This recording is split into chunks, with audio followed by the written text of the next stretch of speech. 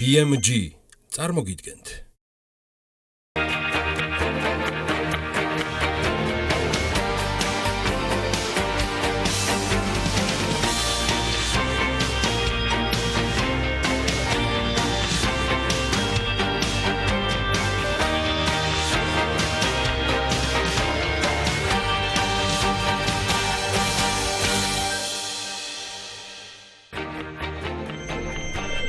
BMG წარმოგიდგენთ. სხვათა შორის ჩვენი სიტყვა იწერება.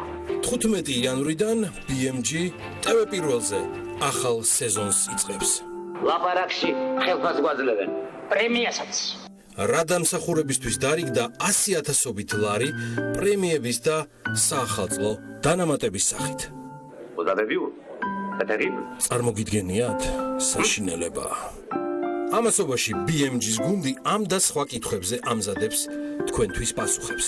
Kad არის ეს? შოთო შემოქმედებით მიგენებაში. უნახია მაგასაც დრო. ვინტრაზე? ვინტრაზე კვალიფიკაციის სასამართლო კურსებზე გაიგო. არა გვიჭერსად. და მაინც როგორ იხარჯება გადასახადის გადამხდელთა თანხები.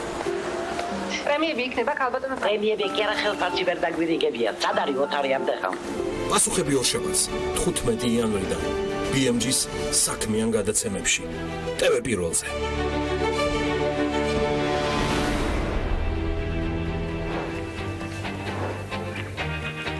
დილა მშვიდობის ჩვენ დავბრუნდით BMG-s გუნდის წევრებთან ერთად ვიწყებთ საქმიან დილას. და ამ შედარებით ვრცელ სატელევიზიო სეზონზე დარწმუნებული ვარ, ძალიან ბევრი საინტერესო ამბები გვერდის, სხვა შორის ცისფერი მთები მხოლოდ მუზაა და ფანტასტიკური მასალა, თორემ აქ ჩვენთან 2 სათაურის გარეშეს ყველაფერს თავისი სახელი აქვს. უკვე მოსმენილი და ანონსით შეხსენებულ ყველა ფრაზას კი მასში მოხვედრის ცხადია თავისი მიზეზების და ახსნაც აქვს. თავადაც ვიხდებოდით, ჩვენ ეტაპობრივად მოგიყვებით და ბოლოს და ბოლოს ეთერში ნახავთ ყველა იმ სიახლეებს, რომელიც უკვე დაიგეგმა, ან ვინც ის ჯერ კიდევ შეიძლება ჩვენთვისაც უცნობი რჩება. BMG-s 5 თანამშრომელი, ბიზნეს მედია საქართველოს 5 თანამშრომელი სტაჟირებაზე ამერიკაში მიემგზავრება. პირველმა საქართველოს მედია პარტნიორობის პროგრამის ფარგლებში პირველი გამარჯვებულია, თქვენ ამასთან დაკავშირებით იცით. მოკლედ ამ გამარჯვებიდან გამომდინარე, ამის შედეგად ტელეკომპანიის წარმომადგენლები გაემგზავრებიან ამერიკაში და წინასწარ შერჩეულ ტელევიზიებში გაივლიან სტაჟირების პროგრამები უშუალოდ ტელევიზიებზე და მათ პრობლემებზე იქნება თვითონ მორგებული. პროექტის ფარგლებში ხორციელდება რამდენიმე ვიზიტი როგორც ამერიკიდან საქართველოში, ასევე პირიქით. საქართველოს მედია პარტნიორობის პროგრამის გამარჯვებულებს აცხადებს შეერთებული შტატების საელჩო საქართველოში და საერთაშორისო კვლევისა და გაცვლების საბჭო აირექსი. BMG-s გამარჯვებულად ღია კონკურსის წესად შეირჩა. და შედეგად ჯგუფის 3 წევრი, თამუნა კემერტელიძე, ანა ლაპიაშვილი და ეკა ბაშარული იანვარში სტაჟირებას ამერიკის შეერთებულ შტატებში გაევლიან. ამასთან BMG-s კიდევ 2 თანამშრომელი ამერიკის შეერთებულ შტატებში საელჩოს მედია განათლების პროგრამის გამარჯვებული გახდა. პროგრამა სან-ხოსეს სახელმწიფო უნივერსიტეტთან ერთად ხორციელდება. შედეგად შერჩეული ჟურნალისტები ელენე კვანჯელაშვილი და ნინო კვინტრაძე ტრეინინგებს მეგონი უკვე გადიან სილიკონ-ველის მედია ორგანიზაციებში, ან უკვე მიფრინავენ მათით. ინტენსიური სასწავლო კურსი საშუალებას მისცემს ჟურნალისტებს აიმაღლონ კვალიფიკაცია და გაიღრმავონ პროფესიული ცოდნა. მოკლედ სილიკონ-ველზე ქართველი ჟურნალისტები გაეცნობიან უახლეს ინტერნეტ აპლიკაციებს და საგამოძიებო ჟურნალისტურ რესურსებს, რაც მათ დაეხმარებათ სხვადასხვა მასალების მომზადებაში და იგივე აუდიტორიის გაზომვაშიც. ტურის ფარგლებში ჟურნალისტები სილიკონ-ველის დედაქალაქში ესტუმრებიან Google-ის და Facebook-ის ოფისებს, სადაც მათ კვალიფიკაციის ამაღლებაში ამერიკელი კოლეგები დაეხმარებიან. ამ გასაოცარი ამბის მიღმა არის ის, რომ ფაქტიურად იანვრის თვე ამერიკამ სრულად დამიცარიელა BMG-s გუნდი. თუმცა ეს ნახევრად ხუმრობით, მათ შორის ერთ-ერთი, რომელსაც ნაკვთიც არ უტყავს და ისე მიდის შტატებში, ჩემი დილის განუყრელი პარტნიორი და საქმიანი დილის წაყვანი ანა ლაპიაშვილია. დარწმუნებული ვარ, არც ის დარწმუნებული ვარ, ისიც მოგაკვდათ ამ კვირაში და ამიტომ დროა მასაც მივესალმოთ. ანა, მე მგონი დროა ერთად კიდევ ერთხელ კარგი გამარჯობა და დილა მშვიდობის უთხრობ ჩვენ მაყურებელს. გიორგი, მივესალმებით მაყურებელსაც. იმედი მაქვს, რომ ეს საკმაოდ ვრცელი სეზონი იქნება, ისეთივე საინტერესო და საქმიანი, როგორც BMG-ს სხვა ყველა ტელეპროდუქტი მთელი ამ დროის განმავლობაში წარმატებას უსურვებ, რა თქმა უნდა, გუნდს და ყველას, ვინც საქმიანი იწყებს დილას. მადლობა კიდევ ერთხელ BMG-ს მთელ გუნდს. ვერ დავასრულე და განსაკუთრებული მადლობა ამ შემთხვევაში ამერიკის შეერთებული შტატების მთავრობას, რომ კიდამიც არის ეს გუნდი, მაგრამ 5 კაცი, ერთი BMG-დან საკმარისად მეტია. მიზეზი საიმისოთ, რომ ამ თუ სხვა მიზეზების გამო კიდევ ერთხელ ვთქვათ მადლობა და სანამ ელენე კვანჯილაშვილი ჯერ კიდევ სამშობლოში იყო, გასული სატელევიზიო სეზონით მასთან ერთად დახურვის პატრის მერგო. მოკლედ ელენე გოგბერაშვილთან ერთად ლაშა პაპაშვილმა საინფორმაციო სასწორისთვის მსუყე ახალი წელი მოგვიწყო. მიუხედავად იმისა, რომ ელენე გოგბერაშვილი ადასტურებს, რომ მისთვის გამორჩეული სანტა ვარ და ლაშა პაპაშვილსაც ვჯობდი, ამ უკანასკნელმა ნამდვილი საახალწლო საჩუქარი გაუკეთა BMG-ს. სადაგმა და საახალწლო დღეებმა შესაძლოა თემის საკმარისი გამოცობის წინაღობებით შექმნა, მაგრამ ახლა გამოვასწორებთ ყველაფერს და არა მხოლოდ ამ მიმართულებით. ბევრი დაგვიგროვდა სასაუბრო, მათ შორის პოლიტიკოსებზე, ოპოზიციიდანაც, რომლებიც იყვნენ და რჩებიან, ცხადია ცალკეულ პერსონალიებზე ვსაუბრობ, ამ ქვეყნის განვითარების მუხრუჭად. ეხლა ისევ ლაშა პაპაშვილის ჩემი აზრით რამდენიმე სკანდალურ განცხადებაზე აღმოჩნდა, რომ ბიზნესმენი არ ეთანხმება სხვათა შორის ასევე წონიანი ბიზნესმენები თუ საჯარო მოხელეების მხრიდან ლარის კურსის ცვლილების საჯაროდ და ფართოდ განხილვა ახსნა განმარტებას, რომლის მიხედვითაც დოლარის გაძვირებაზე გავლენას ძირითადად მოლოდინები ახდენენ.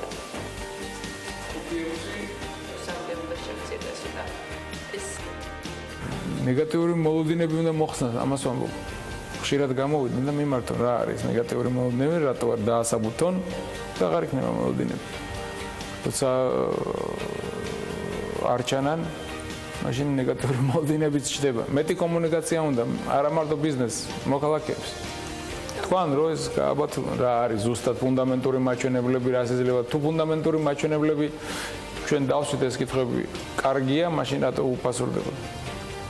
ვერ შეიძლება ეს არათავსებადია.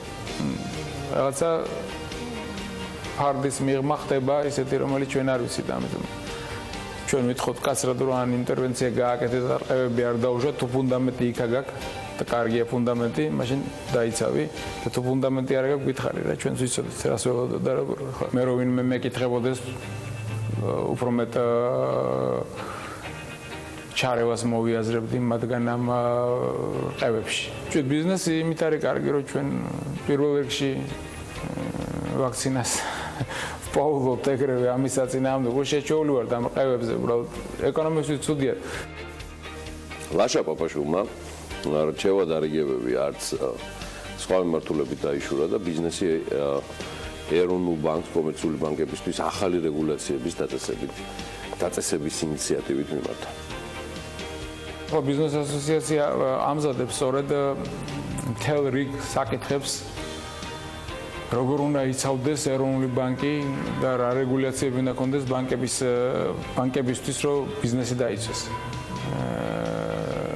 ბოლო წლების ტენდენციაა, რომ ძალიან მომგებიანი არიან ბანკები და ეკონომიკა არც ერთი სფერო არ არის მომგებიანი. ამიტომ ეს ერთ-ერთი მაჩვენებელია, რომელიც თუ გაგვექცა ძალიან ცუდია. თავკომბალები გაჩნდებიან, ბანკები დააგენერირებენ დიდ მოგებას და დანარჩენი ეკონომიკა ძალიან ცუდ დღეში აღმოჩნდება. ამიტომ უკვე დრო არის, რომ ცოტა მეტი რისკები აიღონ ბანკებმა კრიზისების დროს, რა თქმა უნდა, უფრო უჭერს სისტემის სტაბილურობა მათი, რა თქმა უნდა, მოვალეობა, მაგრამ არ უნდა დაავიწყოთ ბიზნესი. ეხლა ჩვენ ვამზადებთ მთელ რიგ დოკუმენტაციას და ამოცანებს, რაც დასავლური პრაქტიკაა, როგორ უნდა დარეგულირდეს და ესე ვთქვათ, შეიკვეცოს ბანკების უფლებები.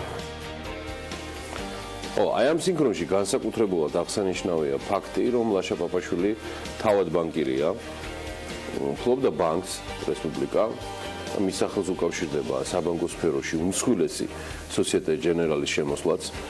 რომელიც მართლა უპრეცედენტო ფაქტი იყო. ბანკი პაპაშვილმა საკმაოდ სარფიანად გაყიდა და დღეს აღარც სოციეტე ჟენერალია საქართველოში, ჩვენი ქვეყნისთვის სერიოზული დანაკლისი არის და რესპუბლიკაც TBC ბანკის ნაწილი გახდა.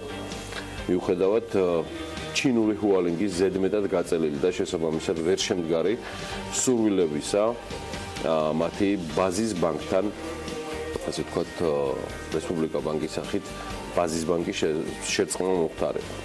მოკლედ დაუბრუნდეთ კვლავ ინტერვიუს, სადაც პაპაშვილმა მსხვილი ბიზნესების წარმომადგენელთა ის ნარატივი გაიმეორა, რომელთაც საპენსიო რეფორმის ამოქმედებისას დამატებითი თანხების გადახდას მიესალმებიან.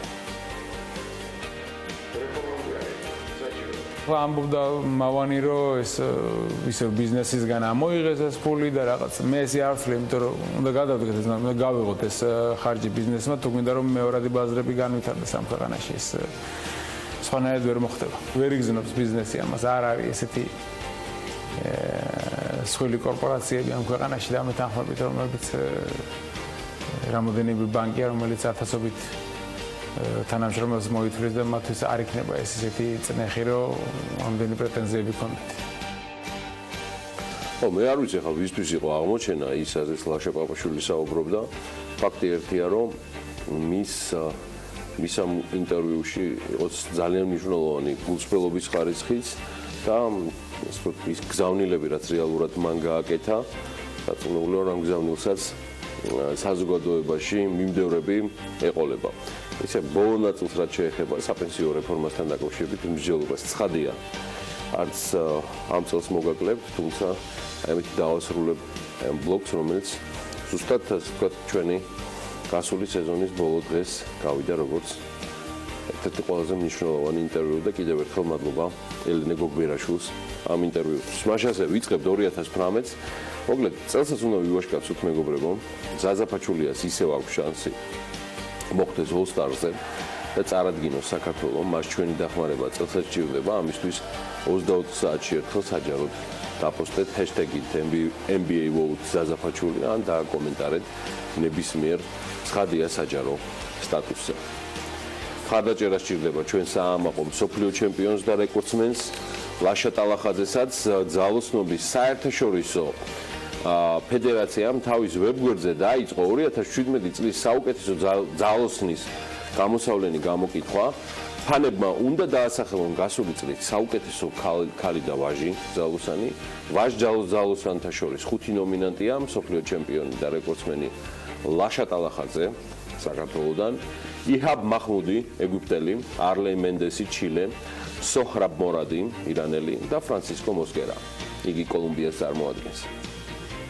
წარმატებები ლაშას, წარმატებები ყველა მიმართულებით. 2017 წელს კი ნიუ-იორკში მოღვაწე ქართველი ხელოვანი ლევან სოლღულაშვილი არტისტა დეის ხელოვანთა რეიტინგში პირველ ადგილზე გავიდა. Artist Day 10 წლიანი ისტორიის მქონე საკმაოდ რეიტინგული გვერდია, რომელიც პლანეტის მასშტაბით 3000-ზე მეტ ხელოვანს აერთიანებს და 870,000-ზე მეტი ქალაქიდან 51 მილიონი უნიკალური ვიზიტორი ჰყავს.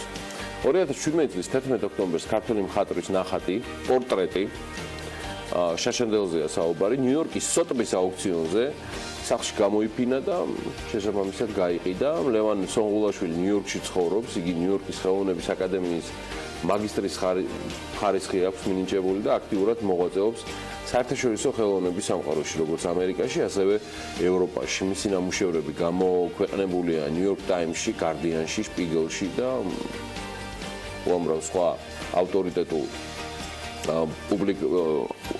სხვა ავტორიტეტული პუბლიკაციებიც არსებობს.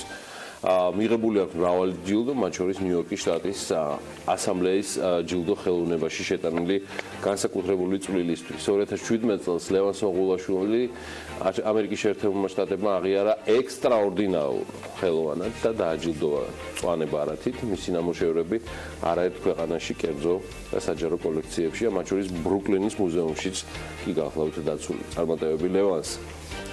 და კიდევ ერთი ამბავი, რომელმაც განსაკუთრებით საახალწლოდ სრულად საქართველოს აღაფრთოვანა და არ არის მხოლოდ გეიმერებზე ან კომპიუტერული თამაშებით დაკავებულებზე საუბარი. Civilization ეს კომპიუტერული თამაში. მას თამარ მეფის პერსონაჟი დაემატა. თამარ მეფის ეპოქა სტრატეგიული თამაშის მე-6 ნაწილში გამოჩნდა. შედეგად Civilization VI Rise and Fall-ში საქართველოს ცივილიზაცია დემატება და ნებისმიერ მოთამაშეს შეუძლია მთავარ პერსონაჟად სწორედ თამარ მეფე აირჩიოს. და სწორედ მისი მეშვეობით განავითაროს საკუთარი სამეფო. თამაშის აღწერაში მოთხრობილია თამარ მეფის ისტორია და მისი ბიოგრაფია. იქვე აღნიშნულია, რომ მან საქართველო გააფართოვა და გააძლიერა. თამაში მეომრებად ხევსურულ ფორმებში გამოწყობილი ჯარისკაცები არიან. ამ ტერიტორიაზე კი საქართველოსთვის დამახასიათებული არქიტექტურის შენობა ნაგებობებია შექმნილი ბალკონების მიშენებების გარეშე. თამაშის ახალი ვერსია ქართული პერსონაჟებით 2018 წლის თებერვალში გამოვა. Civilization ვინც არის სტრატეგიული თამაშია, რომლის ფარგლებში მოთამაშე საკუთარ იმპერიას აწყობს. სანამ შემდეგ ინფორმაციაზე გადავალ, ორი რამ არის აი Civilization-დან აღსანიშნავი.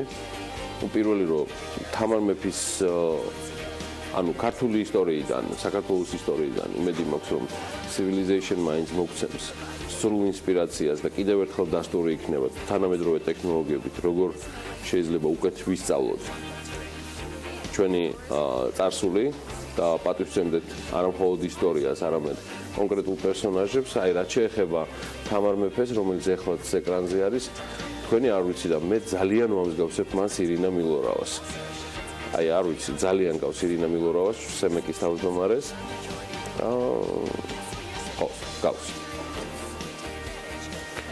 ცნობილი კანადური ჯგუფის 3 Days Grace's Instagram-ის ოფიციალურ გვერდზე ქართული მუსიკოსის ვიდეო გამოქვეყნდა სოციალურ ქსელში კანადურმა ჯგუფმა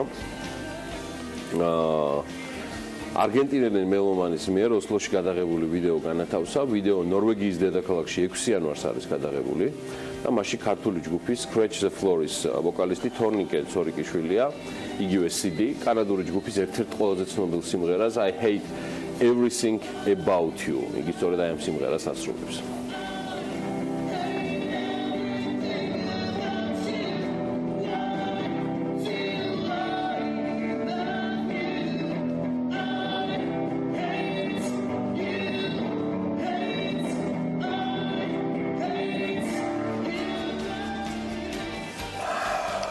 გასულ წელს საქართველოს ტურიზმიდან 2 მილიარდ 700 მილიონი დოლარი შემოსავალი მიიღო.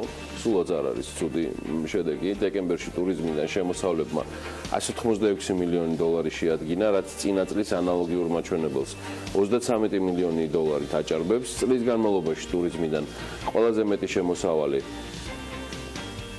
საქართველოს აგვისტოში მიიღო და ის 395 მილიონ დოლარს შეადგენდა. 2016 წელთან შედარებით ტურიზმიდან მიღებული შემოსავალი 584 მილიონი დოლარით არის გაზრდილი. 2017 წელს საქართველოში დაზუსტებული ინფორმაცია ყოველ შემთხვევაში ასეთია 7,554,936 საერთაშორისო მოგზაური ეწვია, რაც მთელი 19%-ით 1,194,000 მოგზაურით მეტია წინა წლის ანალოგიურ პერიოდთან შედარებით. ეს 2017 წლის შედეგები. სხვათა შორის ველოდებით ტურიზმის დეპარტამენტისგან მე-7 მილიონი ტურისტის ვიზიტორის აღსანიშნავად საგანგებო ვიდეოც თავად დაანონსეს და ჩვენ წინასწარმეტების გათვალისწინებით მოლოდინი ცხადია განსაკუთრებული გვაქვს და იმედია არც ამჯერად გაგვიცრუებენ იმედებს.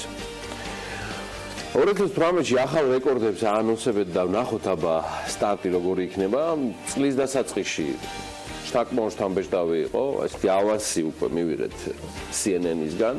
პორტალმა იმ 7 ქალაქს შორის, რომელსაც 2018 წელს განსაკუთრებული ყურადღება უნდა მივაქციოთ, თბილისიც დაასახელა.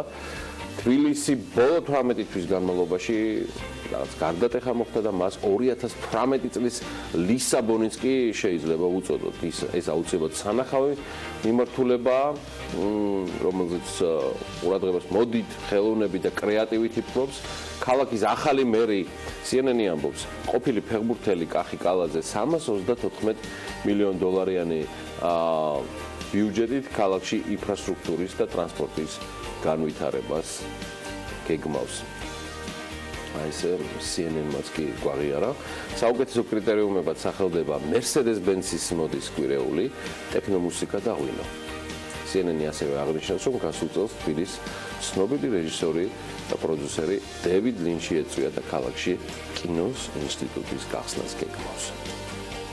სხვადასხვა ეს ერთადერთი არ ყოფილა საერთაშორისო უმსხვილესი სამოგზაურო მედია პლატფორმა Lonely Planet. ყოველწლიურად აქვეყნებს მომდევნო წლის საუკეთესო მიმართულებებს, destinations, ვებგვერდის მომხმარებლების ხმის მიცემის შედეგად 2018 წლის საუკეთესო ქალაქად ესპანეთის სევილია აღიარებული, ხოლო მიმდინარე წელს სამოგზაუროდ ერთ-ერთ საუკეთესო ქვეყნად საქართველო დასახელდა და მას მე-7 პოზიცია ერქვა. მოკლედ, სანამ ჩვენ ახალი წლების უქმეებს შეძლების დაგვარად სასურველი გარნიკით მოვირგებდეთ, რობოტმა სოფიამ უკვე ფეხი წაიდგა, იაპონური ტექნოლოგიური კომპანია Sony-ს პოპულარულმა რობოტმა iBom ბოდიში დაიწყო ცეკვა. უკვე შეუძლია ძვლის პოვნა და ოჯახის წევრების სახის ამოცნობაც პირველი ნაბიჯები ყოველ შემთხვევაში საჯარო და ტელეკამერების წინ დაცემის და შესაბამისი ვარდნის გარეშე იყო. წარმატებები სოფიასაც ასე სჭირდება. ნავთობის ფასი კიდევ გაიზარდა. Starbucks-მა ქაღალდის ჭიქებზე დამატებითი საფასური დააწესა. დანიაში უცნობმა დამნაშავეებმა $1,300,000 ბოთლიდან არაყი დალიეს და ძვირფასი ქვებით მორთული ოქროს ბოთლი მშენებლობაზე მიაღწიეს. ჩინეთის უმდიდრესი ქალის ქონება კი 4 დღეში $2 მილიარდი გაიზარდა. და Amazon-ის დამფუძნებლის ჯეფ ბეზოსის ქონებამ $104 მილიარდ გადააჯარება და ის დღეს მსოფლიოს ყველაზე მდიდარი ადამიანია. ბოლო 2 წელიწადში ბეზოსის ქონება 50 მილიარდით არის გაზრდილი, ეს კი იმაზე მეტია, ვიდრე ამავე პერიოდში ირლანდიის ან მონაკოს მთლიანი შიდა პროდუქტი. მიუხედავად ამისა, Forbes-ის ვერსიით ბეზოსი პლანეტის ისტორიაში ყველაზე მდიდარი ადამიანი არ არის. 1999 წელს ბილ გეიტსის ქონება 100 მილიარდს პირველად გადასცა და თუ ინფლაციას გავითვალისწინებთ, იქაც აწუხებთ ეს ამბავი, მისი ქონება დაახლოებით დღევანდელ 150 მილიარდს უკრიდა. ბილ გეიტსის ქონება დღეს Forbes-ის მიერ $92 მილიარდ არის შეფასებული. ეს არის რომ ფორმაში უნდა შევიდე და ალბათ ამის მიზეზია ის, რომ შედარებით ვრცელი პროლოგი გამომივიდა. თუმცა წინ კიდევ უამრავი საინტერესო ამბავი გელით.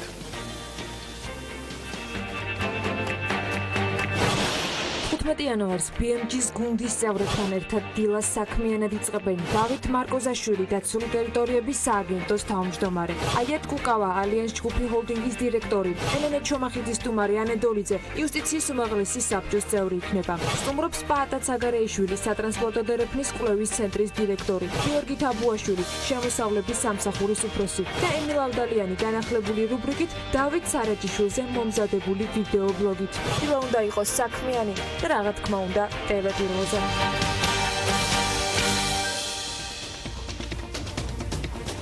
ქართლის ქარის ელექტროსადგურის მუშაობის პირველი წლის შედეგები, ანუ 2017 წლის განმავლობაში გამომუშავებული და მიწოდებული ელექტროენერგიის მოცულობა დათვლილია. რა გავყიდეთ გასულ წელს ყველაზე ძვირად და სულ რამდენიმე ათასეული თუ მილიონი ლარის ქონება გავასკვისეთ. რადატო თვითმუშავია 2017-ში საქართველოს ავიაციას და საქართველოს საქართველოს ავიაციის სააგენტოს მონაცემებს შევაჯავებთ რამდენიმე წუთში. 2017-დან ბევრი საინტერესო სიახლე გადმოყვება და აწმუნებული ვარ. ხარჯებს, ვალებს და შემოსავლებს გასული წლისას აუცილებლად გავაანალიზებთ. 2018-ში კი მსოფლიო ბანკი საქართველოში 4,7%-იან ეკონომიკურ ზრდას პროგნოზირებს გაზარდეს და დააკორექტირეს, ასე ვთქვათ, პროგნოზი პოზიტიურისკენ აენავლებად. ბანკის განახლებული პროგნოზის მიხედვით მიმდინარე წელს მსოფლიოს ეკონომიკა 3.1%-ით გაიზრდება, 2.2% ზრდა იქნება შეერთებულ შტატებში, ევროზონაში 2.5 აჯობეს ტრამპს, ხოლო ევროპისა და ცენტრალური აზიის რეგიონში კი 2.9. საქართველოს მეზობელ ქვეყნებს შორის ყველაზე მაღალ ზრდას მსოფლიო ბანკი საქართველოში ელოდება. ვაშა, ამხანაგებო. საქართველოს მეზობელი ქვეყნების ეკონომიკური ზრდის პროგნოზი 2018 წლისთვის კი ასე გამოიყურება: სომხეთი 3.8%, აზერბაიჯანი 0.9%, თურქეთი 3.5% და წინა პროგნოზთან შედარებით მსოფლიო ბანკმა საქართველოს ეკონომიკური ზრდის მაჩვენებელი, როგორც მოგახსენეთ, 0.2%-ით გაზარდა. მან თითქმის 0.4%-ით შეამცირა თურქეთის ეკონომიკური ზრდის მაჩვენებელი, რუსეთის კი 0.3%-ით გაზარდა. ნახევარსაათიანი იყო პროლოგი. მე მგონია, რომ ყველანაირი საფუძველია საიმისოთ, რომ მართლა რეალში მოგნატრებოდა თანალაპიაშვილი. ანა, კიდევ ერთხელ დილამშვიდობის. ეს შენ ეს ძას ნიშნავდა ეს ვთქვათ, თითქმის ნახევარსაათიანი პროლოგი. ფორმაში შევდივართ, გადავეჩვიეთ, ასე ვთქვათ, ფორმას თუ რა შეესახმე. მე მგონი ის იყო სამზადისი მომდევნო კვირის სრულად დატვირთვით აღების ნაწილში, ახალი წლის დღეები ბიზნეს აქტიურობებში ცოტა განსხვავებული იყო და ჩვენც შევეცდებით, რომ მაქსიმალურად ფორმაში მალე ჩავდგეთ. ახალი აბები შეიძლება დიდად ციხვით არ გამოირჩეოდა ამ უქმებზე, მაგრამ წლის სტარტი ბევრი კომპანიისათვის ძალიან მნიშვნელოვანი იყო. მნიშვნელოვანია უკვე დაჯამებული რიცხვების გაანალიზებაც იმისთვის, რომ 2018-ში სიახლეები იყოს ბევრი და იმედია ბალანსში პოზიტიური და მზარდი მონაცემები ლევანდელზე უკეთესი იქნება. მოკლედ, როგორ იყო 2017-ის ბოლო და 2018, როგორ დავიწყოთ სულ რამდენიმე წამში ბიზნესი ახლებით თორთებაში.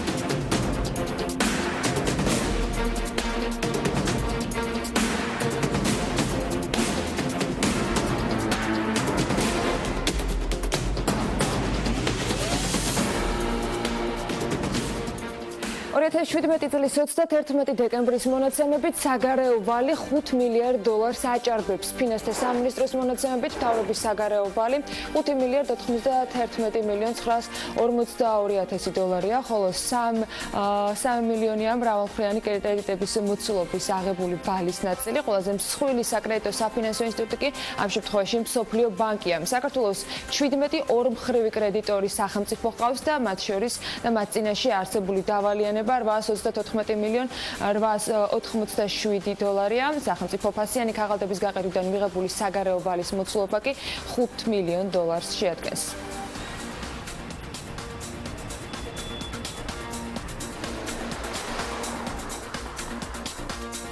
საქართველოს დერეფანში ტვირთბრუნვა კვლავ მცირდება. 2017 წლის 11 თვეში სატრანსპორტო დარგებმა ჯამში 37.4 მილიონი ტონა ტვირთი გადაზიდეს, რაც 900,000 ტონით ნაკლები 2016 წლის ამავე მაჩვენებელზე. საზღვაო ნავსადგურებმა და ტერმინალებმა საანგარიშო პერიოდში ჯამში თითქმის 15 მილიონი ტვირთი გადაამუშავეს, რაც წინა წლის ამავე პერიოდთან შედარებით 1,200,000 ტონით ნაკლებს შეადგენს. სატრანსპორტო დარგებიდან ტვირთბრუნვა მხოლოდ საქართველოს რკინიგზას შეუმცირდა. 11 თვეში რკინიგზამ თითქმის 10 მილიონი ტონა ტვირთი გადაზიდა, რაც წინა წლის ამავე პერიოდთან შედარებით 1,200,000 ტონით შემცირებულ მაჩვენებელს შეადგენს. მცირედით არის გაზრდილი საავტომობილო და სამოქალაქო ავიაციის მიერ გადაზიდული ტვირთების მოცულობა. საზღვაო ნავსადგურებიდან ტვირთბრუნვა მხოლოდ ფოთის პორტშია გაზრდილი. 5 მილიონს მცირედით აღემატება. 3.8 მილიონ ტონამდე არის შემცირებული ტვირთბრუნვა ბათუმის საზღვაო ნავსადგურში და თითქმის 9 მილიონი ტონით შემცირდა სუფსის საზღვაო ტერმინალში ტვირთბრუნვა, ხოლო ყულევის ნავსადგურში ის უცვლელი დარჩა 1.5 მილიონ ტონაზე. 2017 წელს სახელმწიფო ქონების ეროვნული სააგენტოს მიერ 1897 ელექტრონული აუქციონი იყო გამოცხადებული. აქედან ყველაზე მაღალ ფასად ციხისძირში მდებარე სახელმწიფო ქონება გაიყიდა, სადაც მალე 20 მილიონი ლარის ინვესტიცია უნდა განხორციელდეს და არანაკლებ 100 ნომრიანი სასტუმრო კომპლექსი მოეწყოს. ქონების მართვის ეროვნული სააგენტო ამ შემთხვევაში ავრცელებს ინფორმაციას, რომ წლის განმავლობაში ქონების გაყიდვიდან შემოსავალმა ჯამში 97 მილიონ 959,470 16 ლარი შეადგინა.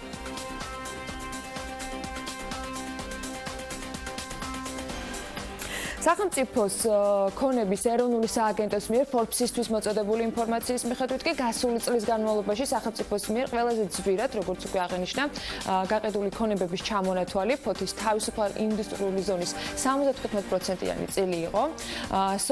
მას მოყვება სოფელ ბუკნარში მდებარე არასასოფლო სამეურნეო დანიშნულების მიწის ნაკვეთი. ამავე ჩამონათვალში არის გასცადენი მილები, თბილისში ჭონქაძის 21-ში მდებარე უძრავი ქონება, ასევე სანდროეულის ქუჩაზე მდებარე არასასოფლო სამეურნეო დანიშნულების მიწის ნაკვეთები და ასევე დედაქალაქში რუსთაველის გამზირზე ნომერ 28-ში მდებარე ფართი და მასზე წილობრივად დამაგრებული არასასოფლო სამეურნეო დანიშნულების მიწის ნაკვეთი. ჩამონათვალში ხვდება უზნაძის ქუჩაზე 14 ნომერში მდებარე ასევე არასასოფლო სამეურნეო დანიშნულების მიწის ნაკვეთი და შენობა ნაგებობები, რომელიც იქ მდებარეობს, ასევე ტაბახმელაში მდებარე არასასოფლო სამეურნეო დანიშნულების მიწის ნაკვეთი და შენობა ნაგებობები ამავე ტერიტორიაზე.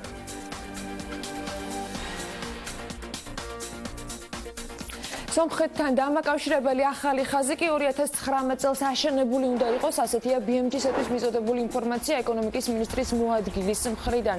რომეო მიქაუტაძე ამბობს, რომ მშენებლობა აუცილებლად შედგება, მხოლოდ შესაძლებელია, რომ რაღაც ვადების კორექტირება მოხდეს. ინფრასტრუქტურის მშენებლობის გეგმა საქართველოს ენერგეტიკისა და წყალმომარაგების მარეგულირებელმა ეროვნულმა კომისიამ 2018-20 წლებისთვის ელექტროენერგეტიკის სექტორში დადგენილ ტარიფებში არ გაითვალისწინა, რადგან სემეკის წევრები ამბობენ, რომ სენერგომ ვერ დაასაბუთა სომხეთის მხრიდან განსახორციელებელი სამუშაოები დათქმულ ვადებში შესრულდება თუ არა.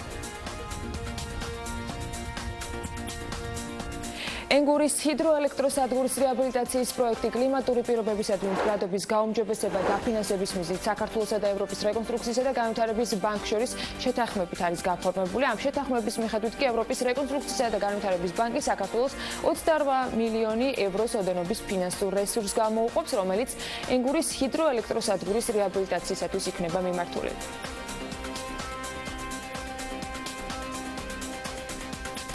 ქართლის ქარის ელექტროსადგურის მიერ 2017 წლის განმავლობაში გამომუშავებული და მიწოდებული ელექტროენერგია 87.800.000 კილოვატ-საათს შეადგენს. სადგური ექსპლუატაციაში 2016 წლის 20 დეკემბერს ოფიციალურად არის შესული, ხოლო კვალიფიციურ საწარმოდ ის 2017 წლის 27 იანვარს დაარეგისტრირდა.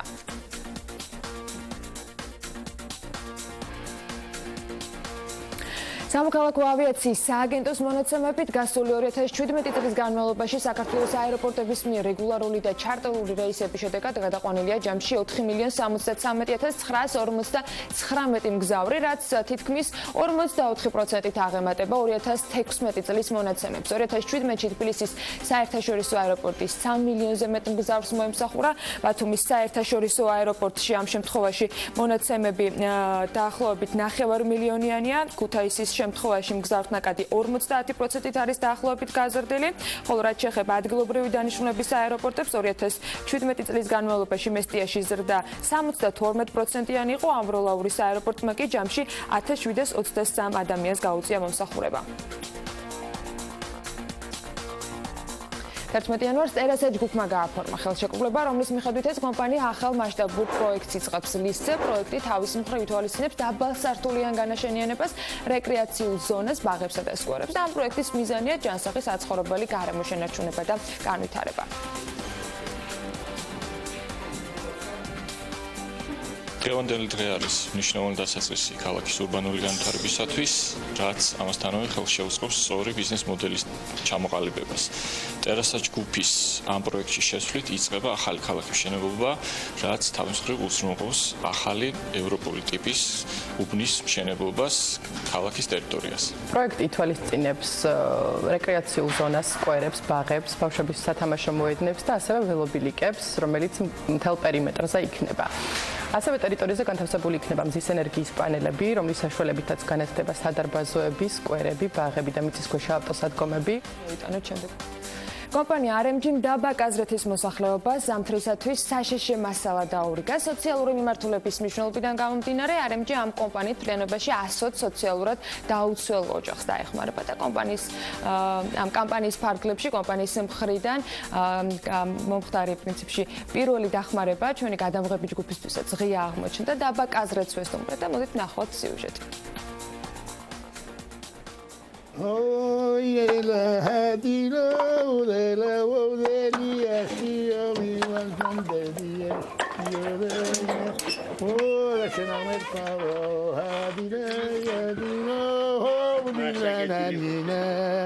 სოციალურად დაუცველი ვართ, სამი სული მოხუცები ვართ, პენსიონერები ვართ, ამბავი და არ მქონდა საშუალება რომ მე ახლა შეშამდენი ვიყო და ძვირია 700-800 დარიღირ და ერთი მანქანა შეჭრა. ამის საშუალება არ გვაქვს.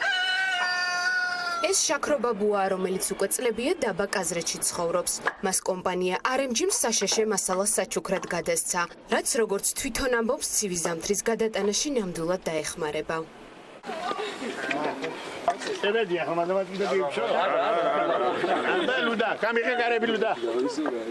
RMG-ისთვის სოციალური პასუხისმგებლობა ერთ-ერთი პრიორიტეტული მიმართულებაა. RMG მთლიანობაში 250 კუბურ მეტრ ხე-ტყეს 100 სოციალურად დაუცველ ოჯახს დაურიგებს. კომპანია RMG არის მაღალი სოციალური პასუხისმგებლობის საწარმო. ზამთრის სეზონის მომხმარებასთან დაკავშირებით ჩვენ 100 ოჯახს ელექტრონული აუქციონის გზით ეროვნული სატყეო სააგენტოსგან შეუძინეთ ხე-ტყე და გადავეცით სოციალურად დაუცველ ოჯახებს, შეჭირებულ ოჯახებს, მივულოცავთ მათ შობა ახალ წელს, უსურვებთ მშვიდობას, კეთილდღეობას. RMG-სთან ერთად ამ სოციალურ აქტივობაში ჩართულია ბულნესის მერიაც, რომელიც კომპანიის ამ წამოწყებას მხარს უჭერს და თვლის, რომ მნიშვნელოვანია მსგავსი ღონისძიებების სოციალურად დაუცველი ოჯახებისთვის განხორციელება. ნამდვილად მისასალმებელია აქტივობა კომპანია RMG-სგან, რომელიც გულისხმობს სოციალურად დაუცველი ოჯახისათვის საშეშე მერქნით უზრუნველყოფას. კომპანია RMG სისტემატურად ერთვება აღნიშნულ აქტივობებში. რისთვისაც მადლობა მინდა გადაუხადო კომპანიის ხელმძღვანელობას. მოგესალმებათ, მუნიციპალიტეტს გააჩნია საშეშე მერქნით უზრუნველყოფის პროგრამა, რომლის ფარგლებში 188 ოჯახს შეუძინეთ საშეშე მერქანი. RMG საქართველოსა და სამხრეთ კავკასიაში ერთ-ერთი უმსხვილესი საწარმოა, რომელიც ბოლნისის რაიონში სამთო მოპოვებითი საქმიანობით არის დაკავებული. ამასთან კომპანიის წარმომადგენლები გვეუბნებიან, რომ სოციალური პასუხისმგებლობის მნიშვნელობიდან გამომდინარე, მომავალში კიდევ გაგრძელდება მსგავსი აქტივობები.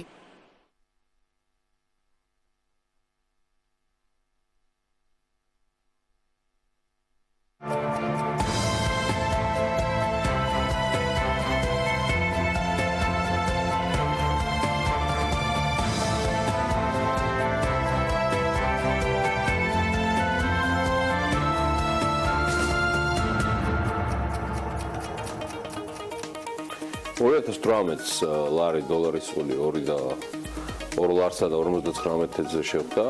უქმეებიდან გამომდინარე, რამდენიმე დღე კურსი უცვლელი იყო. 4 იანვარს ეროვნულ ვალუტამ გამყარებაც სცადა. გამოუვიდა კიდეც, თუმცა გასული კვირა ისევ 2.59-იან ნიშნულზე დომინირებდა. დღევანდელ კურსად შეეხება ამერიკული დოლარის ფასი. პარასკევის ვაჭრობის შედეგად 2 ლარი და 56 თეთრია. რეალურად ქუჩაში კი 2.54-2.55 შეხვდებით ძალიან მშვიდად დოლარს. ახალი წლის ათვლის დაწყებასთან ერთად ეროვნულ ბანკს მცირედი ტექნიკური ცვლილებებიც ჰქონდა გეგმაში და შესაბამისი განცხადებით გვაცნობეს, რომ აქამდე არსებული წესი, ანუ იმ შემთხვევაში თუ დღის განმავლობაში ბლუმბერგის სავაჭრო სისტემაში ბანკთა შორის ბაზარზე ვაჭრობის მოცულობა არ აღემატებოდა $3 მილიონ ლარის ოფიციალური კურსის გაანგარიშებაში მონაწილეობდა წინა დღის გარიგებაც. წინა დღის გარიგებებიც იცვლებოდა. ცვლილება კი მდგომარეობს შემდეგში, რომ ლიმიტი, ანუ $3 მილიონი განახევრდა და მათივე განცხადებით ოფიციალური კურსი უფრო მეტად დაუახლოვდა საბაზროს. რეალურად ეს მართლა მხოლოდ ტექნიკური კორექტირებაა და რაიმე განსაკუთრებულს აქედან არ უნდა ველოდოთ. ისე ბევრ სიახლოვეს ეროვნული ბანკისგან 2018-ში კიველით ეს წელი კობა გვენეტაძეს ფინანსური განათლების წელიწადად აქვს გამოცხადებული და ამიტომ გვიყურეთ ბატონო. BMG-ს გუნდიც არანაკლებ საინტერესო ამბებს გვირდებათ, მათ შორის ფინანსური განათლების მიმართულებითაც. სხვა ვალუტებსაც რომ გადავხედოთ, 1 ევროს ფასი 3 ლარი და 10 თეთრია. ამ ნიშნულიდან დაიწყო წელიწადი ევრომ და ფასების ზრდის შემდეგ თითქმის 3 ლარზე და 13 თეთრზე წავიდა, თუმცა რამდენიმე დღეში კვლავ სტაბილურებისკენ წამოვიდა. თურქული ლირა 79 თეთრისთვის ჯერ არ გადაუბიჯებია, დღეს 78 თეთრი ღირს. აი რაც შეეხება 3 ლარი და 50 თეთრიდან დაწყებული ბრიტანული ფუნტის ფასი მიმდინარე წელს დღეისთვის სულ რაღაც 1 თეთრი ჩამოსდა და 3 ლარი და 59 თეთრია. და ამის პროგნოზიც მეგობრებო, რომელსაც ანალაპიაშვილი წარმოგვიდგა. ამინდის პროგნოზის სპონსორია SEU Development. საკმაოდ ნალექიანი ამედით ვიწყებთ ამ კვირას და ისევ გარემოს ეროვნული სააგენტოს მონაცემების მიხედვით გაცნობთ ამინდის პროგნოზს და მათი ინფორმაციით ამინდი განპირობებული იქნება შავი ზღვის ჩრდილო-დასავლეთიდან შემავალი ცივი და სამხრეთიდან გავრცელებული შედარებით თბილი ჰაერის მასების ურთიერთქმედებით.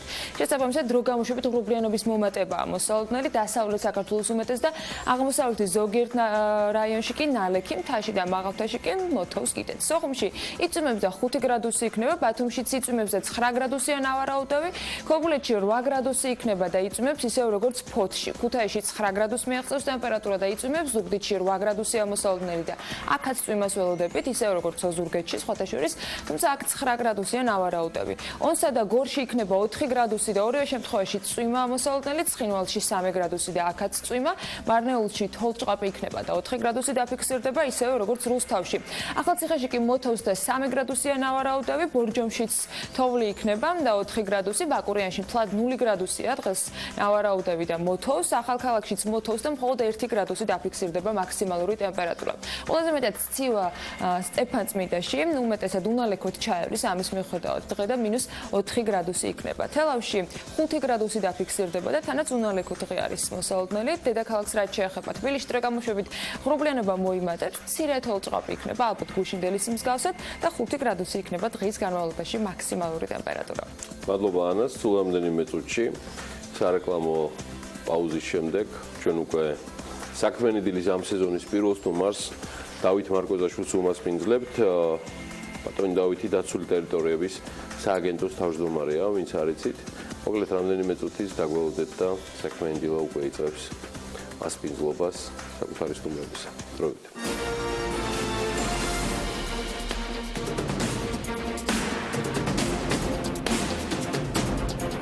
საქართველოს დაცულ ტერიტორიებზე ვიზიტორთა რაოდენობა 2017-ში წინა წლის სამავე პერიოდთან შედარებით 30%-ით მოიმატა და 954,397 ადამიანი შეადგინა. 2017 წელს 2016-თან შედარებით უცხოელი ვიზიტორების რაოდენობაა გაზრდილი 33%-ით, აი ქართველების 28%-ით. ვიზიტორთა 57% იყო ქართველი, 43% კი უცხოელი. ყველაზე პოპულარული ტერიტორიების ჩამონაცვალში რომ გითხრათ რომ გასულ წელს რაიმე რადიკალური ცვლილება იყო, მოგატყუებთ, მართალი არ იქნება, თუმცა საინტერესოა სტატისტიკა და შემოსავლები 2017 შეჯამებისას, რომელსაც ახლა სტუმარ უფრო დეტალურად გაგვაცნობს დავით მარკოზაშვილის დაცული ტერიტორიების სააგენტოს თავმჯდომარის მასპინძლობთ საქმიან დილაში. მოგესალმებით, მადლობა სტუმრობისათვის. პრინციპში აღნიშნე 6,000 რაღა იყო, 1 მილიონამდე რო ვიყავით, მაგრამ არა უშავს. მაგას ველოდებოდით ჩვენც, მაგრამ არა უშავს წელსავალთ აუცილებლად. კი, დაწმუნებული ვარ და მეტიც იქნება. ყველაზე მეტად მე მაინც ბოდიში, ანუ მახარებს ადგილობრივების, ანუ ქართველი ვიზიტორების დრამატული ზრდა და დაინტერესება ჩვენი დესტინაციებით. თქვენ რას მეტყვით ამასთან დაკავშირებით?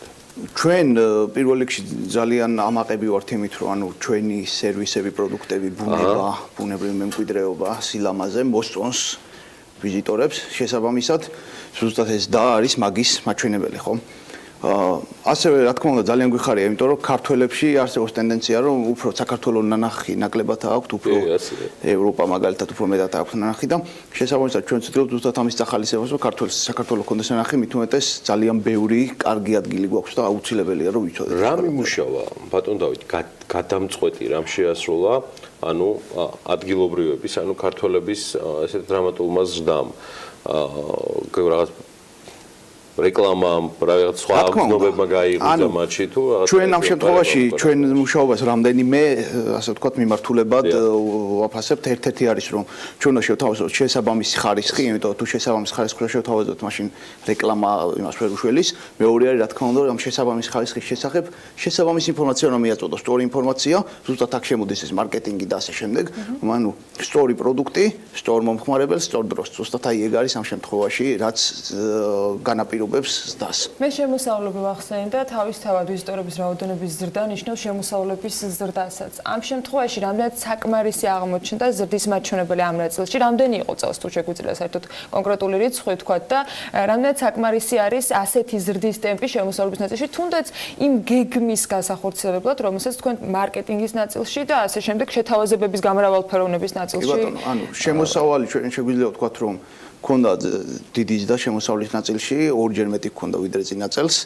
თუმცა რა თქმა უნდა, ანუ ამ შემთხვევაში ჩვენ ვთქვათ, ეს არის საკმარისი და ჩვენ ყველაფრის გაკეთება შეგვიძლია, ამით რა თქმა უნდა არ არის მასე, ახლოსაც არ არის მაგასთან, იმიტომ რომ ჩვენ გვაქვს ძალიან ბევრი კარგი იდეა, იმიტომ რომ გვინდა რომ ჩვენ როგორც მოგეხსენებათ, ამ შემთხვევაში არის პოპულარული მხოლოდ რამდენიმე დაცული ტერიტორია ვიზიტორებისთვის, ჩვენ გვინდა რომ სხვა დაცული ტერიტორიებიც პოპულარული გახდეს. შესაბამისად გვაქვს ბევრი იდეა ამისთვის და ზუსტად ვცდილობთ რომ ეს მიღებული შემოსავალი გამოვიყენოთ იმისთვის რომ სხვა დაცული ტერიტორიებიც ასე ვთქვათ მოიპოვოს პოპულარობა ხალხში. ახლა საინტერესო რაღაცას გეტყვით, რაც ჩვენთვის არის ძალიან მნიშვნელოვანი. ჩვენ გერმანელების დახმარებით ჩავატარეთ კვლევა, სადაც იყო გამოკვლეული 5 დაცული ტერიტორია და აღმოჩნდა რომ მომხმარებელი აშუაში ადგილობრივების ბენეფიტი იყო თითქმის 90 მილიონი ლარი. ანუ ეს არის ადგილობრივების ბენეფიტი და ადგილობრივობა მე რა ფულიც ეკონომიკაში დაატრიალეს. ანუ ადმინისტრაცია დაცული ტერიტორიებში სააგენტოში შესული თანხარი არამედ ეს არის ჩვენზე არ ლაპარაკი ამ შემთხვევაში ეს არის აბსოლუტურად ადგილობრივი მოსახლეობა, მათ მიერ მიღებული ფული ეს იქნება ტურიზმიდან თუ ვიზიტორების მომსახურებიდან თუ ასე შემდეგ და მე ეს ფული საქართველოს ეკონომიკაში დაატრიალდა ასე შემდეგ. ამიტომ ჩვენ ზუსტად აი ეს გვინდა რომ ისეთი დაცული ტერიტორიები რომელთაც აქვთ პოტენციური ტურისტული თუ ეკოტურისტული ასე ვთქვათ მნიშვნელობა, ისინი მეტად განმავითაროთ, იმიტომ რომ ამით ბენეფიტს იღებს არა მხოლოდ დაცული ტერიტორიების სააგენტო, არამედ 10-ჯერ და 20-ჯერ მეტ ბენეფიტს იღებს ადგილობრივი მოსახლეობა და საქართველო. თუმცა ჩვენ თავშევე აღვნიშნეთ, რომ ის ხუთეული პრინციპში, რომელიც ყველაზე პოპულარული იყო, მაინც და მაინც მოულოდნელად არ გაჩენილა მათი რეიტინგი. რა ხდება დანარჩენი მიმართულებებით, რომელზეც ჩვენს გვისაუბრია მათ შორის ამ სტუდიაში, რომ საინტერესოა დანარჩენები რამდენად წინ წამოიწივნენ და რამდენად არსებობს დღესასწრებლობა, რომ თუნდაც 2018-ში გქონდეს ერთი დამატებული, თქვათ, ლოკაცია, სადაც ასევე გაზრდილი იქნება რაოდენობა. თითქმის დარწმუნებულები ვართ, რომ 2018 წლის ბოლოს ჩვენ ამ შეჯამებაში როცა შეგვეძლება, შეიძლება ხუთეული ცოტა სხვანაირად გამოიყურებოდეს. იმიტომ რომ ჩანაცვლების პერსპექტივაც არის. ჩანაცვლების არა, ანუ შეიძლება რომ უფრო პოპულარული სხვა გახდეს, თუმცა პირველ და მეორეს სავარაუდოდ ჯერჯერობით არაფერი არ ჩაანაცვლებს. რატომ? იმიტომ რომ ჩვენ წინა წელს ქონდა ძალიან ბევრი ინფრასტრუქტურული პროექტი და მშენებლობა 14 პროექტი. ამ 14-დან ზოგი ისეთია, რომ მინდა რომ ამაზე ვისაუბრო, ზოგი არ არის მაგ ხელმისაწვდომობის. თუმცა ჩვენ ამ უახლოეს მომავალში ვაპირებთ კინჩხას ჩანჩქერის გახსნას, საწურბილის ღრუბლის გახსნას, ნავენახევის ღრუბლის გახსნას, ასევე გვაქვს კიდევ სხვადასხვა მნიშვნელოვანი ინფრასტრუქტურული პროექტები და შესაბამისად ჩვენ ვფიქრობთ, რომ შეიძლება ეს ხუთეული სხვანაირად წარმოჩინდეს, იმიტომ რომ აქედან ნავენახევის მღვიმე თავის დროზე ძალიან პოპულარული იყო და კინჩხას ჩანჩქერი ჩვენ როგორც ვაფასებთ, კინჩხას ჩანჩქერს გააჩნია დიდი პოტენციალი. შესაბამისად ეს ყველაფერი ცოტა ხანი და ამ ყველაფერს გაჩვენებთ რეალურად. დღეს კი ტოპ 5-ეული შემდეგნაირად გამოიყურება, თუ რაიმე, ასე ვთქვათ, შეცდომას დაუშვით, აგერ ბატონი დავით მარკოზიშვილი გაგვისწორებს, ეს გახლავთ პრომეთეს მღვიმე, რომელიც პირველ ადგილზე არის მონახულების კუთხით და ეს არის 163,941 ვიზიტორი, მარტვილის კანიონი 157,000, ყაზბეგის ეროვნული პარკი 154,000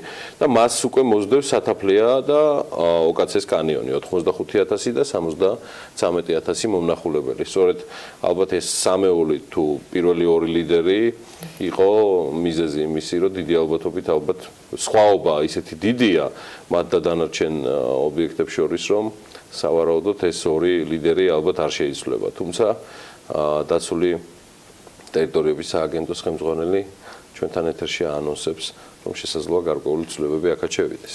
მე მინდა კავშირი გამოყო, თქვენ თქვით რომ 14 მნიშვნელოვანი პროექტი იყო, რომელმა პროექტებმა ითამაშა წლევანდელმა განსაკუთრებული როლი ვიზიტორების რაოდენობის დაში იმ კონკრეტულ ლოკაციაზე, რომელიც ყველაზე საინტერესო პროექტი ტურისტებისათვის. ანუ ამ შემთხვევაში მე არ შემიძლია ვთქვა რომ ამ 14-მა ითამაშა როლი, იმიტომ რომ ამ 14-ში ძირითადად ამათ შედეგები უნდა მივიღოთ წელს. წლევანდელი შემთხვევაში იყო რამე გამოსაყოფი? ანუ ზუსტად აი ეს რაც გითხარით, საწურბლიას ვიმე და ასე შემდეგ, ეგენი იქნება ზუსტად ეს მნიშვნელოვანი ობიექტები, რომელიც მშენებლობა მიმდინარეობდა, ინფრასტრუქტურის დასრულდა, შესაბამისად ამ დასრულების ბოლო ეტაპზეა და შესაბამისად უახლოეს მომავალში იქნება ამის საზეიმო გახსნის ცერემონიალი, რომელსაც დაახლოებით როდესთვის? ანუ ჩვენ შეგვიძლია რომ უკვე ეგ მოქმედებები განახორციელოთ, უბრალოდ ველოდებით რომ ამინდები ასე შემდეგ რომ უფრო სასიამოვნო იყოს. ანუ დავით და ბოლო კითხვა. გერმანელებთან ერთად რაც თქვენ დათვალეთ ერთობლივად, ეს ერთ-ერთი ალბათ ყველაზე მნიშვნელოვანი სიახლეა, რაც დღეს დილიდან ბრძანეთ, გულისხმობ 90 მილიონის შემოსავალი, რაც ადგილობრივებმა მიიღეს. ეს ხუთი დესტინაცია იყო, ეს ხუთი ლოკაცია იყო დათვლილი, ხო შეგიძლია ჩამოგვითვალოთ რომელი იყო შერჩეული? ამ შემთხვევაში შერჩეული იყო შემთხვევითობის პრინციპით იყო სხვადასხვა ვაშლოვანი თუშეთი ასე შემდეგ სხვადასხვა ისინი, თუმცა ამდეთი შესწორება მინდა შევიტანო რომ მარტო ადგილობრივებს არ მიუღიათ, ანუ ისე ეკონომიკამ მიიღო, საქართველოს მიიღო ამ შემთხვევაში ძალიან მნიშვნელოვანია. 90 მილიონი. მაგრამ არის სხვადასხვა ლოკაციებში შერჩეული. არ არის ეს პირველი ტოპ 5-ეული ამ შემთხვევაში გათვალისწინებთ. 2018-ის გვერდში გვიგულეთ საიმისოდ რომ დაცული ტერიტორიების და ზოგადად არა მხოლოდ სააგენტო საქმიანობა, არამედ მთელი აქტივობა რაც გექნებათ, რომ მაქსიმალურად გავაშუქოთ და მივაწოდოთ ინფორმაცია ჩვენს მაყურებელს. დავით მარკოზაშვილს მადლობა, რომ გახსნა სეზონი ჩვენთან ერთად. საქმიანი დილისა და დარწმუნებული ვარ, არ მოგვაკლებს მომავალში საინტერესო ისტორიებს. მასთან ერთად ახლა ძალიან საინტერესო ამბავია, რომელსაც ანა დაანონსებს. საქართველოს ფარგლებს ცოტათი გავცდებით, თუმცა ტურიზმის ნაწილში ალბათ აქაც საინტერესო ამბები იქნება. ქართული კერძები, ქართული ღვინო, თანაც მუსიკის თანხლებით, ამაში ერთი შეხედვით არაფერია განსაკუთრებული და გასაოცარი, მაგრამ უნდა დავამატოთ, რომ ეს არის რესტორანი ალავერდიდან რიგაში. ის ლატვიელებისათვის ერთ-ერთი საყვარელი ადგილია, თემას სხვა დატვირთვა ეძლევა შესაბამისადაც. ძველ რიგაში მდებარე ქართულ რესტორანს თათია ჩაფიჩაძე და ედგარ ყაზახაშვილი სტუმრობდნენ, დეტალები კი მათ მიერ მომზადებულ რეპორტაჟში ვნახოთ.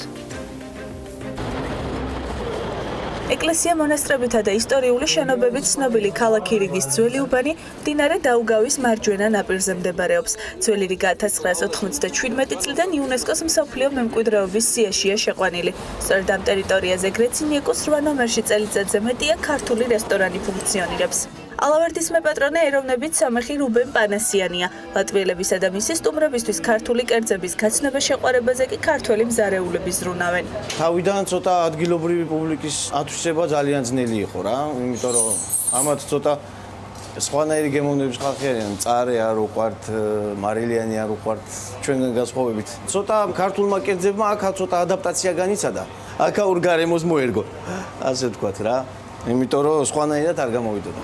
შენობის ორივე სართულზე 2016 წლამდე იტალიური რესტორანი იყო განთავსებული. დღეს კი მეორე სართულს სრულად ქართული რესტორანი იკავებს და როგორც პერსონალი ამბობს, ალავერდის სახით ლოკალეს დიდი კონკურენტი ყავს.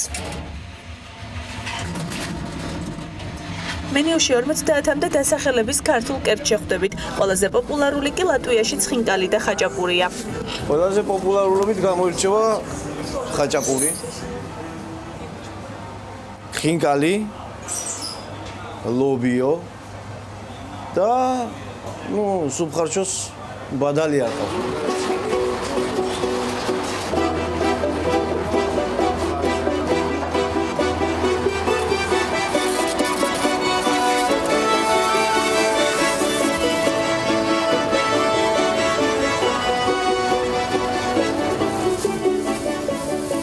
რომ გემო ქართულთან მაქსიმალურად მიახლოვებული იყოს, რესტორნის ადმინისტრაცია პროდუქტების ნაწილს საქართველოში ყიდულობს. რესტორანი წელიწადში რამდენჯერმე ქართული ღვინით, მინერალური წყლებით, ლიმონათით, სუნელებითა და ტკბილეულით მარაგდება. ქართული კერძების, მუსიკისა და ინტერიერის ნაზავი ლატვიელებისთვის ერთ-ერთ საყვარელ ადგილად უკვე იქცა.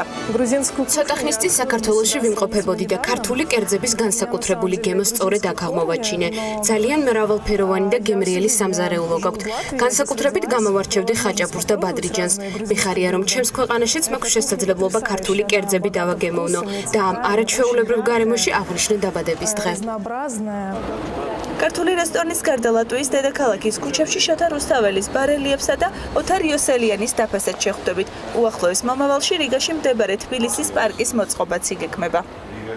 დღეს თუ საქართველო არის რუქაზე, ეს არ არის რაიმე კონკრეტული თარიღის შედეგი, ყველა ფორმაცია, ძალიან იშვიათი გამონაკლისების გარდა შეძლო პროგრესის.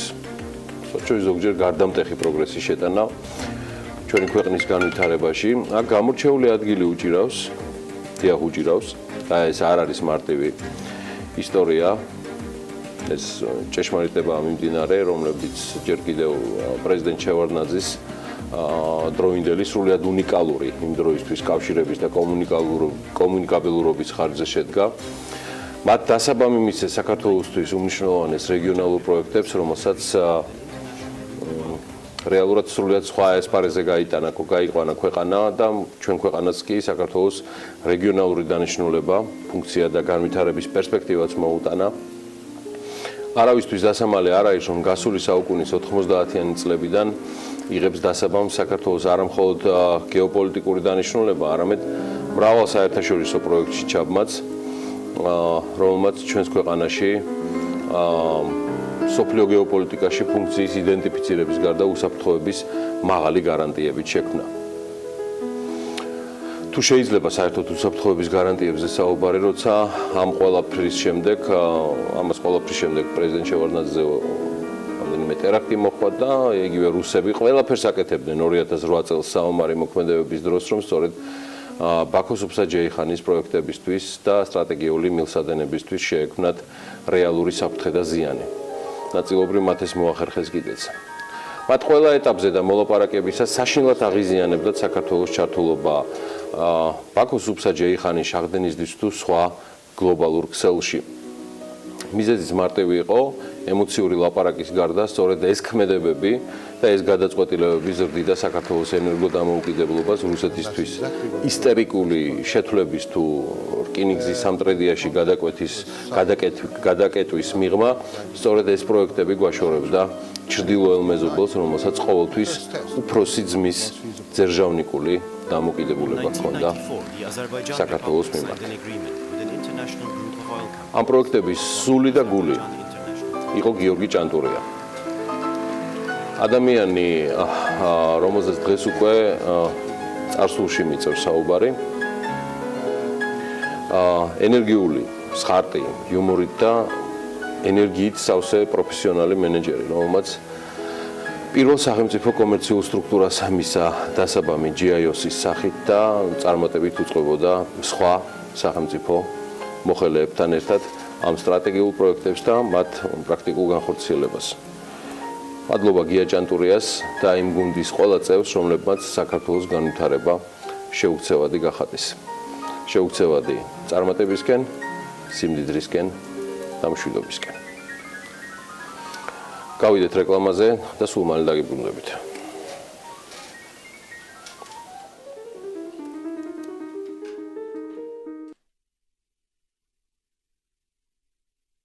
სოფლიო ეკონომიკა ბოლოს 7 წლის განმავლობაში ყველაზე სწრაფად გაიზრდება. კანონის სავალდებულო ტექნოლოგიების შესახებ ძალაში შევიდა, ვინ და როდის უნდა დააკმაყოფილოს წინასწარ გაწერილი მოთხოვნები.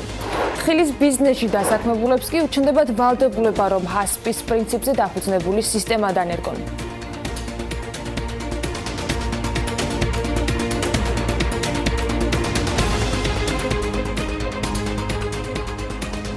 სოფლიო ეკონომიკა ბოლოს 7 წლის განმავლობაში ყველაზე სწრაფად გაიზრდება. PricewaterhouseCoopers's პროგნოზის მიხედვით, წელს სოფლიო ეკონომიკური ზრდა ბოლოს 7 წლის განმავლობაში ყველაზე სწრაფი 4%-იანი იქნება. ამ კვლევის მიხედვით მოსალოდნელია, რომ სოფლიო ეკონომიკის ზრდის ძირითადი გამსაზღვრელი ამერიკის შეერთებულ შტატებთან ერთად აზიისა და ევროკავშირის განვითარებადი ქვეყნებიც იყოს.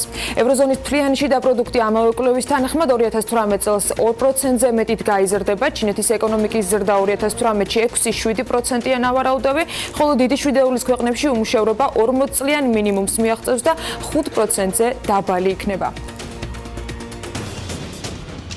2018 წლის 1 იანვრიდან საქართველოსა და ჩინეთს შორის თავისუფალი ვაჭრობის ხელშეკრულება ამოქმედა. შედეგად ქართული პროდუქციის 94% გათავისუფლებული არის საბაჟო გადასახადიდან. ქართულ სერვისსა და პროდუქციას გაიხსნა 1.4 მილიონიანი ბაზარი. მოკლე მიმოხილვა რომ გავაკეთოთ ამასთან დაკავშირებით, სანამ პირველი სტატისტიკური მონაცემები გვექნება 2017 წლის იანვარ-აპრილში ჩინეთიდან შემოსულია 4541 ვიზიტორი, რაც 32%-ით აღემატება გასული წლის ამავე პერიოდის მაჩვენებელს და საქართველოს რეგიონში პირველი ქვეყანაა, რომელსაც ჩინეთთან თავისუფალი ვაჭრობის შეთანხმება აქვს გაფორმებული. ჩინური ჰუალინგი კი სადაზღვევო ბაზარზე შემოდის და ახალ კომპანიას ჰუალინგ დაზღვევას აფუძნებს. კომპანია სიცოცხლის და არა სიცოცხლის დაზღვევის ლიცენზია უკვე მიღებული აქვს. ჰუალინგ დაზღვევა დეკემბრის ბოლოს ოფიციალურად არის დარეგისტრირებული. ჰუალინგი საქართველოს ერთ-ერთი უმსხვილესი ინვესტორი კომპანია ამ დროისათვის, რომელიც რამდენიმე აქტივს ერთდროულად ფლობს, მათ შორის თბილისის ზღვის ტერიტორიაზე თავისუფალ ეკონომიკურ ზონას და სასტუმროს.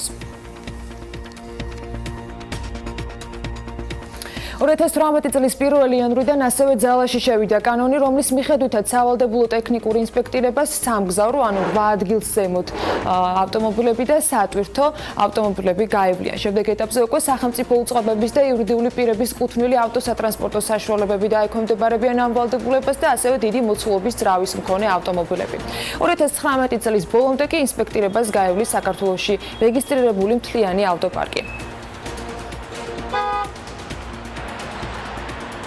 ბიზნეს ოპერატორი, რომელიც ექსპორტისათვის განკუთვნილი გადამუშავებული თხილის გულის დამზადებას ახორციელებს, ვალდებულია საფრთხის ანალიზისა და კრიტიკული საკონტროლო წერტილების, ანუ HACCP-ის პრინციპზე დაფუძნებული სისტემა დაანერგოს.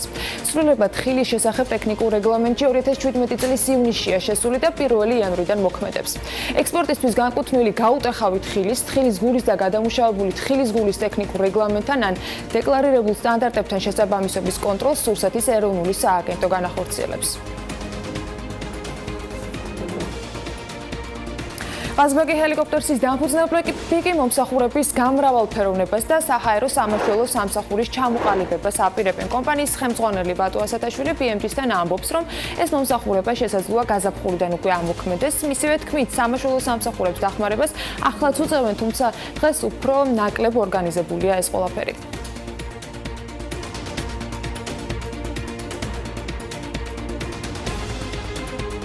ახალი სეზონიდან უბრუნდებით ერთ-ერთ ძალიან საინტერესო რუბრიკას და სხვათა შორის დღეს განსხვავებული ფორმატით. ქართული კონიაკის წარმოების განვითარება და ოქროს ხანა ცნობილ ქართულ მეცენატს და საზოგადო მოღვაწეს დავით სარაჯიშვილს უკავშირდება. მან არა მხოლოდ საქართველოში, არამედ რუსეთის მაშინდელ იმპერიაში პირველმა წამოიწყო კონიაკის მსხვილმასშტაბიანი წარმოება. მოკლედ სარაჯიშვილმა საწარმოები გახსნა არა მარტო საქართველოში, არამედ მაშინ სომხეთში და დაღესტანში, ასევე მოლდოვაში. მის ახალ ძალიან ბევრი საინტერესო უკავშირდება. ემილ ავდალიანის ვიდეობლოგი ვნახოთ.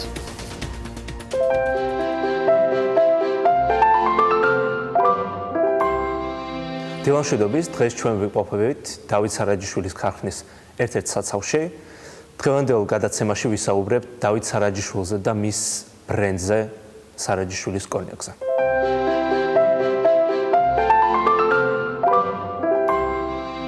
დავით სარაჯიშვილი დაიბადა თბილისში 1858 წელს დიდარი ვაჭრის ოჯახში. განათლება მან მიიღო ჯერ პეტერბურგში, ხოლო შემდეგ დასავლეთ ევროპაში. გერმანიაში მან მიიღო ფილოსოფიისა და ქიმიის დოქტორის ხარისხი. თუმცა მის ცხოვრებაზე გავლენა მოახდინა მისმა მოგზაურობამ საფრანგეთში. მაგალითად, ამ ქვეყანაში მან გაიცნო ჟან-ბატისტ კამიუ, ეს ცნობილი ფრანგული ბრენდის შემქმნელი და ზუსტად ამ ადამიანისგან ისწავლა ძალიან ბევრი რამე, რამაც ხელი შეუწყო იმას, რაც დღეს ჩვენ აქ ხედავთ. ეს არის ბრენდი სარაჯიშვილის კონიაკი. კამიუსთან ერთად მან შეიმუშავა ძალიან ბევრი საინტერესო რეცეპტი და ზუსტად საფრანგეთიდან ჩამოსვლისთანავე აგზნებული ამ იდეით დავით სარაჯიშვილი ჩამოვიდა თბილისში და 1885-6 წლებში თანამედროვე ჭოვილიძის ქუჩაზე, ხოლო იმდროინდელ ბელინსკის ქუჩაზე შექმნა პირველი ქარხანა, რომელიც შემდეგ გადიდა და სადღაც 1888 წლისთვის ჩვენ უკვე გვაქვს პირველი ფართომასშტაბიანი წარმოება, ეგრეთ წოდებული დავით სარაჯიშვილის კონიაკის. დავით სარაჯიშვილი იყო ცნობილი არა მარტო კონიაკის შექმნით და მისი წარმოებით, არამედ იმითაც, რომ იყო დიდი მეცენატი საქართველოს ისტორიაში. მაგალითად, მის სახელთან არის დაკავშირებული ერთ-ერთი ყველაზე ცნობილი შენობა ძველ თბილისში, თანამედროვე მწერალთა სახლი. ჩვენ ვიცით, რომ ეს შენობა, სადაც თვითონ დავით სარაჯიშვილი დაიბადა კიდევაც, მან დაანგრია, ააშენა ხელახლა სასახლედ გადაკეთებული სახლი და აჩუქა თავის მეუღლეს ეკატერინე ფორაქიშვილს 25 წლის საერთო ცხოვრების აღსანიშნად. დავით სარაჯიშვილის კონიაკმა ძალიან ბევრი პრემია მიიღო. პირველი პრემია მან მიიღო 1902 წელს კომერციის საკითხებში მრჩევლის წოდება, ხოლო 1913 წელს დავით სარაჯიშვილმა დიდი ალბათობით თავის ცხოვრებაში ყველაზე დიდი ტიტული მიიღო, მისი საიმპერატორო უდიდებულესობის მიმწოდeblis წოდება.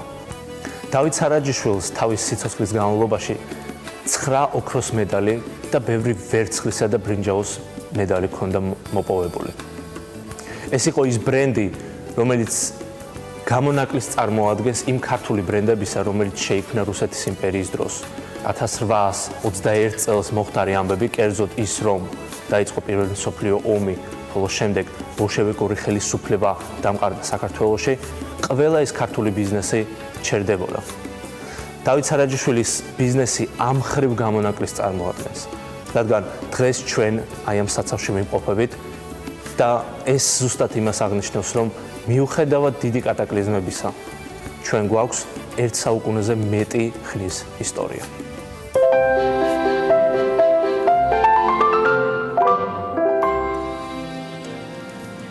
ტრადიციას არ ვღალატობთ არც ამ ნაწილში, როგორ შეიცვალა 2017 წელს საქართველოს პოზიციები ეკონომიკური განვითარებისათვის ყველაზე მნიშვნელოვან 10 საერთაშორისო რეიტინგში, რამდენად ხელსაყრელ პირობებს ვთავაზობ პოტენციურ ინვესტორებს და რამდენად ეფექტიანი იყო ერთი წლის განმავლობაში მთავრობის მუშაობა. მარიამ ადამიან ისაუბრებს ახლა Forbes-ის სტატიაზე დაყრდნობით მთავარ მაჩვენებლებზე. მარიამ დილა მშვიდობის საინტერესო ნომერი გამოვიდა და ძალიან საინტერესო მიმოხილვა იყო ამ ნაწილში. რას გამოყოფი? ანუ 2017 წელს საქართველოს პოზიცია ეკონომიკური განვითარების 10 ყველაზე მნიშვნელოვან რეიტინგში საკმაოდ შეიცვალა.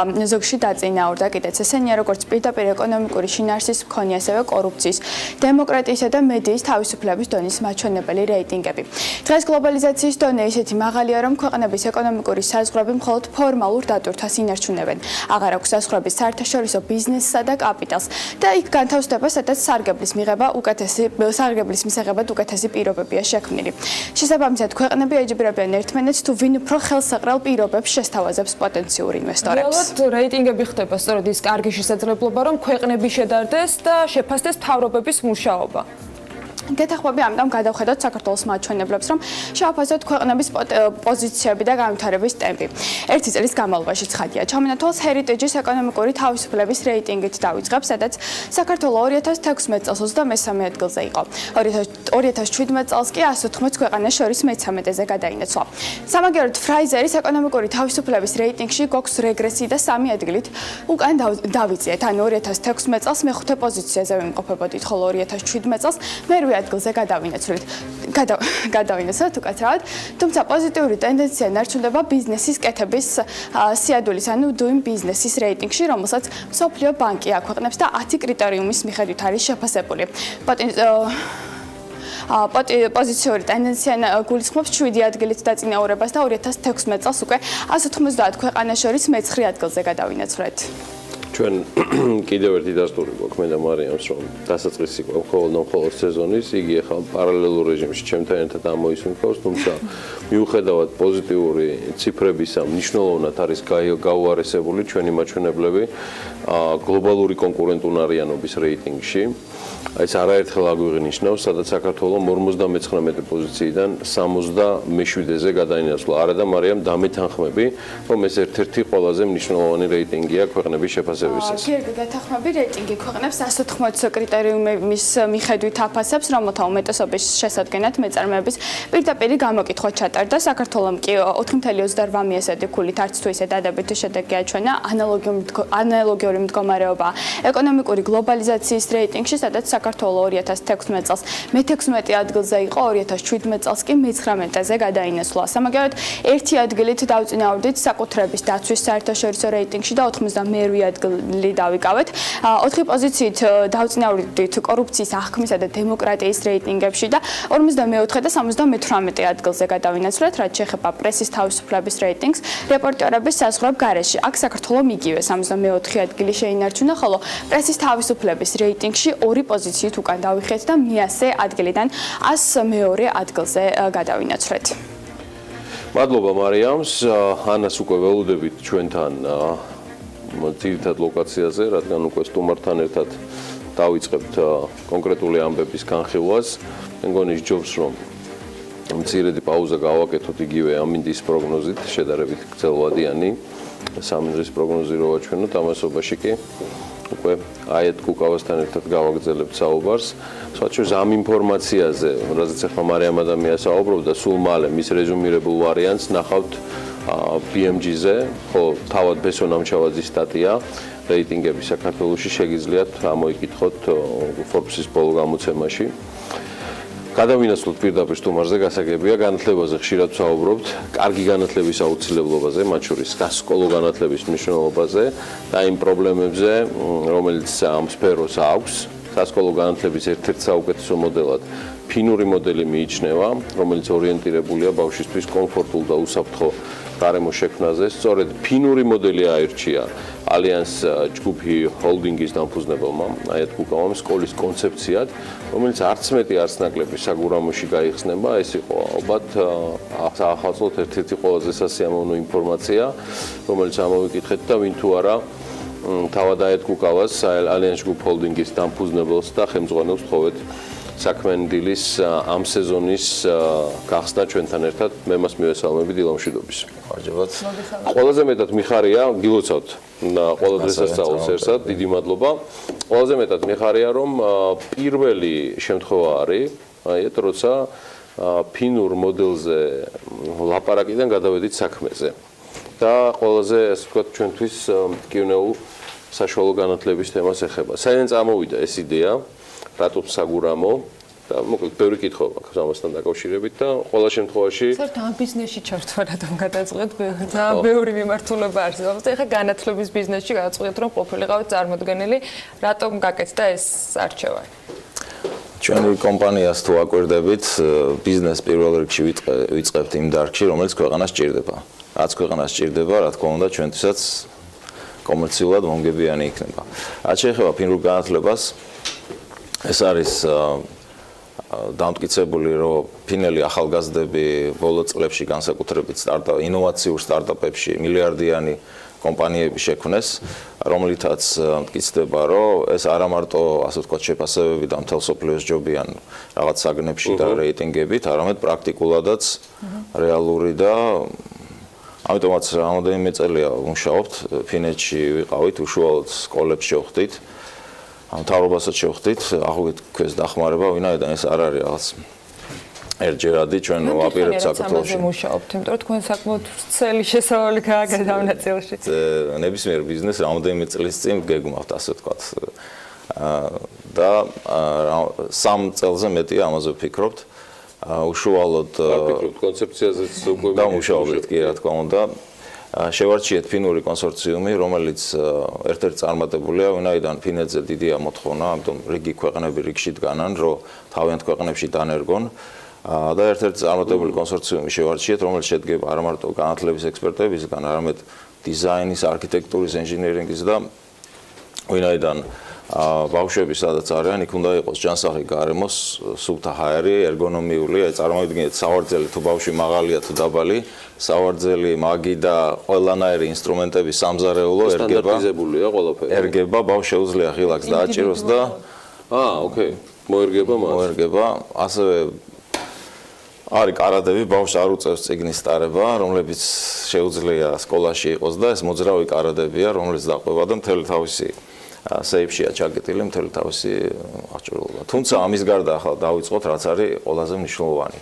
ეს არის ის, რომ ბავშვს არ ჭირდება სკოლის მერე დიდი მუშაობა, სკოლაშივე ღებულობს ძირითად განათლებას. 15 წლამდე 1 საათზე მეტი არ ჭირდება სახში სამუშაო დავალება. 15 წლის მერე მაქსიმუმ სკოლის დამთავრებამდე 2 საათი. რაც იმას ძალიან ბევრი ქართველი მშობელი სატკივარია, რომ ბავშვი დაღავს სკოლაში და პლუს რეპეტიტორი არ ჭირდება ბავშვს. დავიწყებ უფრო შორიდან 80-იან წლებში როგორ მოხდა და რა კონცეფციებია ასეთ სკოლებში ჩადებული. 80-იან წლებში შეამჩნიეს, რომ კანადელმა ფსიქოლოგმა დაიწყო კანადის ჰოკეის გუნდის 80% შედგებოდა იანვრიდან მარტამდე დაბადებული ბავშვებით. და მე გაარკვიეს, რომ თურმე ძირითადი პრობლემა ის იყო, რომ კანადის მიღება ხდება ბავშვების 1 იანვრიდან, ამიტომ 10 თვით, 12 თვით, როდესაც უფროსია ერთი გუნდელი მეორეზე, რა თქმა უნდა, იანვრის და თებერვალ-მარტის ბავშვები. მე ეს გადავიდა ეკონომისტებმა და ევროპის ეკონომისტებმა და სოციოლოგებმაც დაიწყოს უკვე განათლებაზე ფიქრი და აღმოჩნდა, რომ განათლებაშიც იგივეა.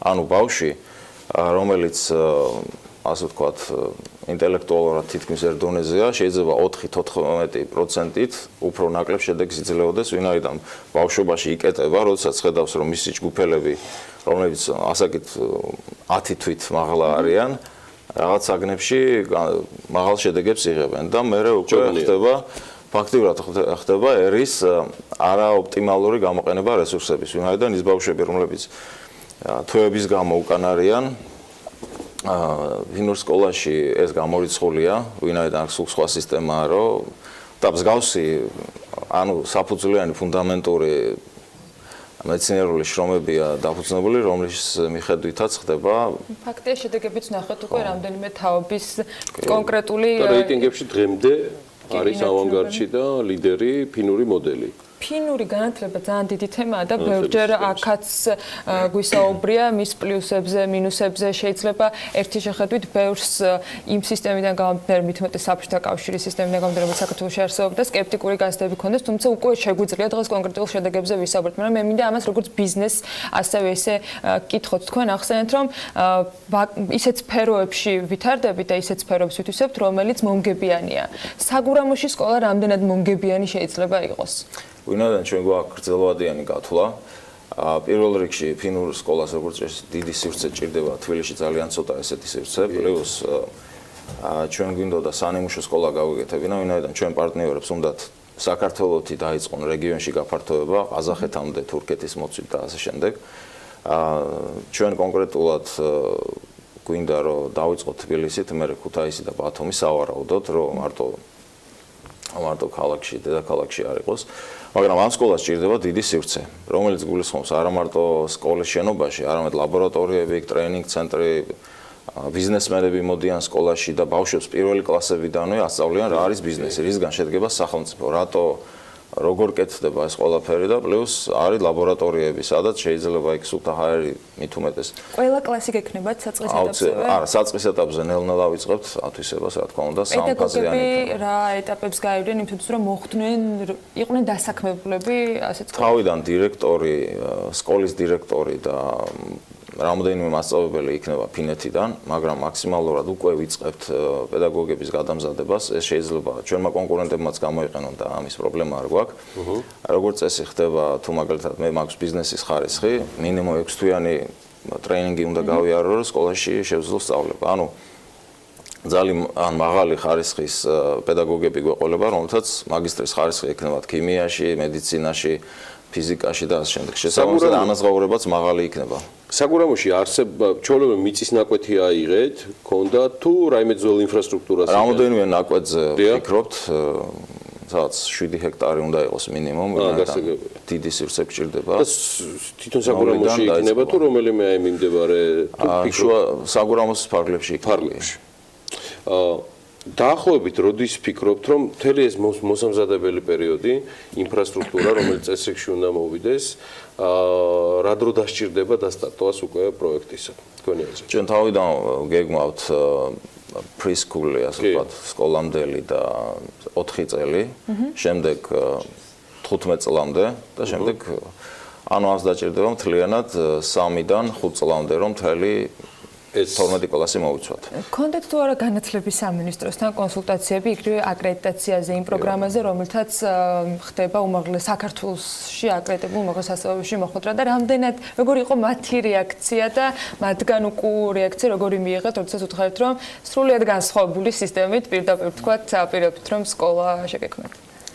ჩვენი ფინალი პარტნიორები ჩამოსვლა დაემთხვა განათლების მინისტრის პირველ სამუშაო დღეს და პირველივე სამუშაო დღეს შევედით ძალიან პოზიტიური თვითონაც გავხარდა რომ ესეთი სტარტი დამატებითი ესეთი წარმატებული სკოლა შემოდის საქართველოში და ყველანაირად გვეხმარებიან. რა თქმა უნდა ფინეთის სწავლებას გვეხმარება ვინაიდან მათი ფინანსური საინვესტიციო ბანკები გრძელვადიან ფინანსურ რესურსებსაც გამოყოფენ და ეს ძალიან მნიშვნელოვანია რომ საქართველოს და ფინეთის მთავრობა ორივე ერთად ითანამშრომლებენ ამ პროექტზე რომელიც მე რეგიონალური იქნება რაც ჩვენი კომპანიისთვის არის ძალიან მნიშვნელოვანი საქართველოს კომპანიები არ გიყოლებათ პარტნიორები თქვენ და ქართული კომპანიები გვეყოლება და მივესალმებით თუ ვინმეს უნდა რაღაც კუთხით შემოსვლა ვინაიდან ჩვენ მიზანი არ არის ამ ბიზნესში ასე ვთქვათ სრულად იგი როგორც ვახსენე ქუთაისი ბათუმი შეგვიძლია პარტნიორებს შემოვიყვანოთ ვისაც უნდა ქუთაისში და ბათუმში რას უყურებს აი პროექტი ანუ საინვესტიციო კომპონენტი რამხელა რა დანახარჯზე გადის 15-20 მილიონი ევროს ფარგლებშია თუმცა მომავალ წლებში გაიზრდება ვინაიდან გაფართოებას გეგმავენ და ჩვენ ნახავთ შეიძლება ქუთაისშიც იმიტომ რომ თვითონ მენეჯმენტი საქართველოში ცოტა ჭირს და შესაბამისად ჩვენი რესურსი არ გვინდა ჩვენ გვინდა პროექტი დავიწყოთ და შემდეგ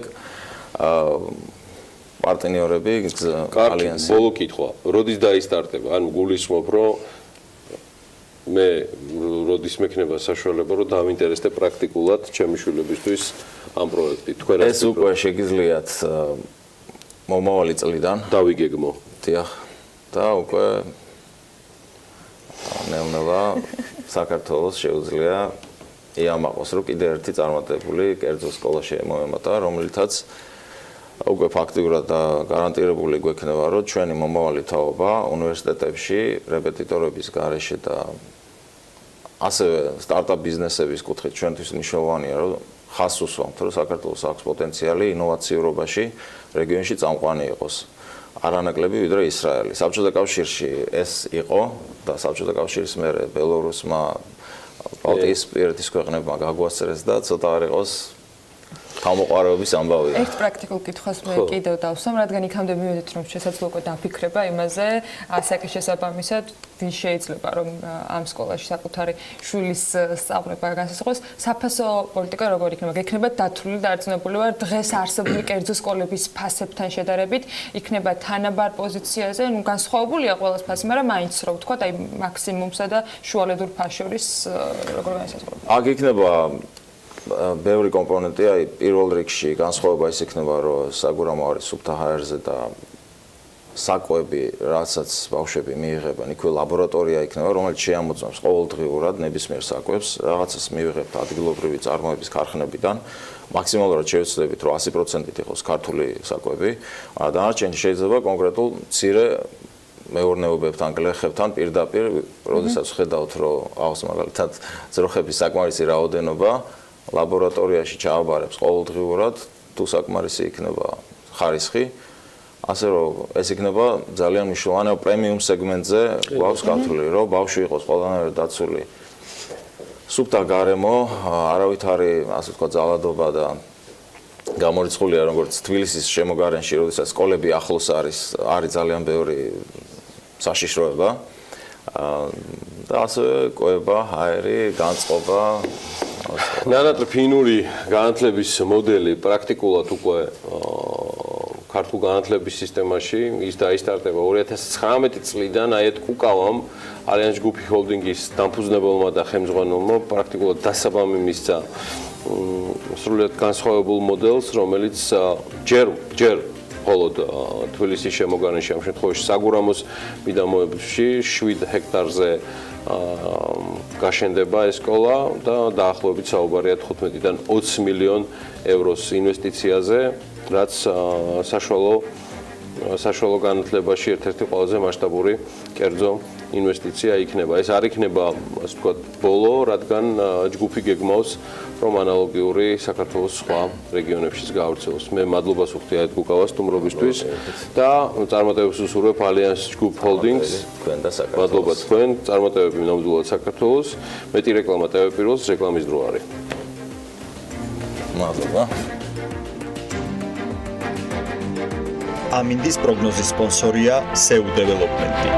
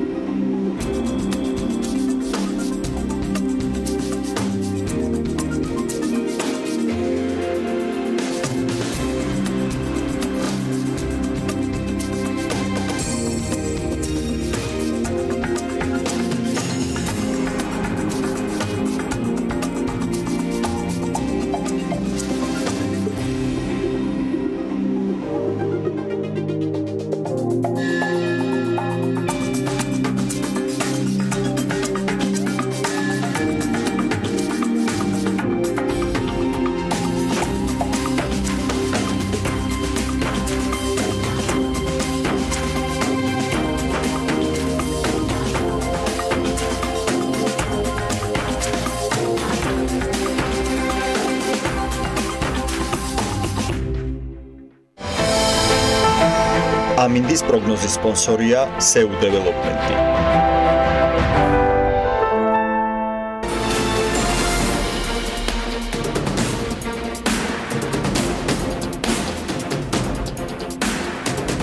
რეკლამის შემდეგ ელენე ჩომახიძესთან ერთად ტრადიციულად მისი რუბრიკით ვაგრძელებთ საქმიან დილას. დილა მშვიდობის ელენე, წარმატებული სტუმრიანობა, როგორც ვიცი დღეს იუსტიციის უკვე საბჭოს, უმაღლესი საბჭოს წევრი ანა დოლიძე არის დღეს შენი სტუმარი. წარმატებები მას ახალ ამპლუაში, ახალი ამ შემთხვევაში გამოწვევების და პასუხისმგებლობების წინაშე და წარმატებები რა თქმა უნდა შენს რუბრიკას 2018-ში. ანა, ძალიან დიდი მადლობა. პირველ რიგში მინდა მოგესალმო შენ და მივესალმო მთელ საქართველოს და ჩვენ მაყურებლებს, ჩემს მონატრებულ მაყურებელს, პირადად ამ რუბრიკის სახელით მინდა რომ მივესალმო მათ და ცხადია თითოეულ ჩვენს მაყურებელს მინდა უსურვო წარმატება 2018 წელს ბარაკა, ხვავი, ყველაფერი საუკეთესო და წინსვლად საკუთარ საქმიანობაში. ახლა კი რაც შეეხება ჩვენი რუბრიკის ამ სეზონის პირველი რუბრიკის თემას, სწორად დაანონსე იუსტიციის უმაღლესი საბჭოს წევრი გვეყოლება დღეს სტუმრად, ანა დოლიძე იქნება ჩვენთან ერთად.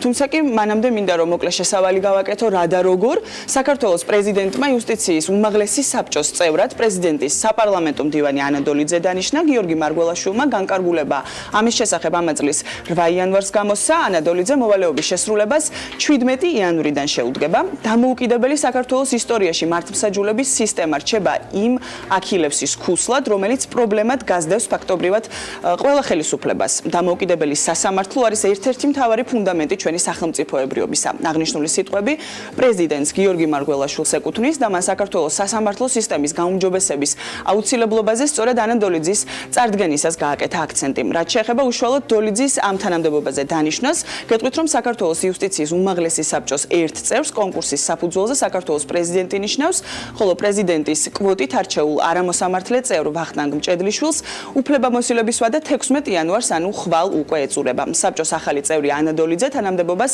4 წლის ვადით დაიკავებს. მე ძალიან მოხარული ვარ, კიდევ ერთხელ მინდა აღვნიშნო, რომ სწორედ დღეს ჩვენი სტუმარია იუსტიციის უმაღლესი საბჭოს წევრი, ასევე სამართლის დოქტორი ანა დოლიძე. ანა, მოგესალმებით, ძალიან დიდი მადლობა იმისთვის, რომ დილა ადრიან ხართ ჩვენთან ერთად და საკმაოდ მნიშვნელოვან საკითხებზე ვისაუბრებთ, ჩემი აზრით. მინდა რომ ფაქტობრივად მეკლე ვარ, ხო? ფაქტობრივად მეკლე ხარ, დარწმუნებული ვარ, ძალიან კარგი ჩვენი რუბრიკისთვის და მოდით დავიწყოთ პრინციპში იმ ძირითად საკითხებზე საუბარი, რაც მნიშვნელოვანია თქვენი ამ თანამდებობაზე გამწესების შემდეგ, ესე რომ ვთქვათ. პირველ რიგში გამორიცხულია, რომ ეს არის არ იყოს სასამართლო და არ დავიწყოთ ამ საკითხით და მე დარწმუნებული ვარ რომ თქვენ ძალიან ღრმად აცნობიერებთ იმ როლსაც თამაშობს საბჭო სასამართლო სისტემის გაუმჯობესებაში და განვითარებაში და თქვენი ხედვის შესახებ მინდა რომ გვესაუბროთ და იმ გამოწვევების შესახებ რა გამოწვევებსაც ამ მიმართულებით ხედავთ საქართველოში. აი ყველა იმ ინდექსში რომელზეც დღეს დილას იყო ლაპარაკი თქვენ გადაცემაში რომლის მიხედვითაც ფასდება ჩვენი ქვეყნის მდგომარეობა. ეს იქნება შეჯიბრებით უნარიანობა, კონკურენტუნარიანობა, საკუთრების დაცულობა. ყველა აი ამ შეფასების ინსტრუმენტში ერთ-ერთი მთავარი კრიტერიუმი არის, რა თქმა უნდა, სასამართლოს მდგომარეობა ქვეყანაში. სასამართლოს მდგომარეობის მიხედვით შემდეგ ძალიან ბევრი რამე წყდება. მაგალითად, ინვესტორების გადაწყვეტილება დააბანდონ თუ არა თანხები კონკრეტულ ქვეყანაში. არის პირდაპირ მიბმული იმასთან, თუ რამდენად შესაძლო დავის შემთხვევაში დაცულია მათი საკუთრება, ანუ რამდენად შეუძლია მათ დაიცვან საკუთარი უფლებები სასამართლოში წასვლით. აი რა აფერხებს დღეს ამ ინვესტორებს სწორედ იმისკენ რომ რაღაცნაირად თქვა დააბანდონ ფული ჩვენს ქვეყანაში. აი რამდენიმე ძირითადი პრობლემა, მთავარი ერთ-ერთი რომელსაც მე ვიტყოდი ახდენს გავლენას კომერციული თვალსაზრისით, ეკონომიკური განვითარების თვალსაზრისით ჩვენი მოქალაქეებისთვისაც დიდი პრობლემა ეს არის გადაწყვეტილებების გაჭიანურება. ეს ეხება ძირითადად კერძო დავებს, სამოქალაქო სამართლის სფეროს, სადაც ხშირად ჩვენ ვაწყდებით სიტუაციას, რომ დავები გრძელდება წლობით, ხშირად იმისათვის რომ პირველ ხდომას მიაღწიო მოსამართლესთან, ეს ხამისთვის იქნება 9 თვე, 1 წელი და ასე შემდეგ. ამ შემთხვევაში კარგად არის ესეთი ნათქვამი, რომ ცუდი გადაწყვეტილების არ ქონას ჯობია. იმიტომ რომ ბიზნესისთვის და თქვენ შეგიძლიათ ამაზე იმსჯელოთ, ამაზე ძალიან ბევრი კვლევები არსებობს. ხო, არაერთი კვლევა არსებობს. ჯობია დადგენილი ფაქტები, როდესაც დავა გაქვს, თქვა ინვესტიციასთან დაკავშირებით, საკუთრებასთან დაკავშირებით, მიწასთან დაკავშირებით. აუცილებელია დროზე პასუხი და სამართლიანი პასუხი, ანუ დასაბუთებული პასუხი. ვიდრე გაურკვეველ სიტუაციაში ყოფნა წლების თვითონ ამ მიმართულებით საქართველოში ისიც უნდა ვთქვათ და ამას ნამდვილად ვერ დაუკარგავთ, რომ გარკვეულწილად ნაბიჯები პოზიტიური მიმართულებით გადაიდგა და თქვენ იცით ვიწრო სპეციალიზაციის მიმართულება, რომელიც თუნდაც საქალაქო სასამართლოში შეიქმნა. მაგრამ ასევე გვაქვს ის შედეგები, რომელიც დღეს უკვე სახეზეა და ეს შედეგები არც ისე სახარბიელოა, ანუ რაოდენობა იმ საქმეების, რომელიც განიხილა აღნიშნულმა სპეციალიზაციის სამართლებმა ესე რომ ვთქვათ. თქვენ უშუალოდ რა საკითხის დაყენებას აპირებთ დღის წესრიგში, აი თუნდაც ზეგიდან, როდესაც თქვენ უკვე ოფიციალურად შეუდგებით საქმიანობას საბჭოში და რა ესე რომ ვთქვათ, აი რა ხედვა გაქვთ თქვენ, როგორ აპირებთ რომ ამას ერთია რომ პრობლემის იდენტიფიცირება მოხდა, მაგრამ მეორეა რა გამოსავალს ხედავთ ახლა თქვენ ამ პრობლემის მოსაგვარებლად. თვითონ ეს გაჭიანურება საქმეების კომპლექსური პრობლემაა, ბევრი მხრიდან შეიძლება მიუდგე. მაგალითად შეიძლება მივუდგე იმ მხრიდან რომ ჩვენ დღეს გვყავს მოსამართლეები, უფრო ხშირად ეს არიან სასამართლოს თავმჯდომარეები, რომლებიც არ მუშაობენ. აი წარმოიდგინეთ, ჩვენ ვიხდით გადასახადს, ვაფინანსებთ და ვარჩენთ ხალხს, რომლებიც არ მუშაობენ როგორც მოსამართლეები. ისინი არ იხილავენ საქმეებს, იმიტომ რომ ისტორიულად არ არიან მიჩვეულნი, რომ უნდა განიხილონ საქმეები. ესეთი მოსამართლეები არსებობენ, მე მგონია ისინი რომ მოისმენენ ამ ჩემ განცხადებას, იმედია რომ მიხვდებიან, რომ ეს აღარ დარჩება იუსტიციის საბჭოს ფარგლებში ეს ამბავი.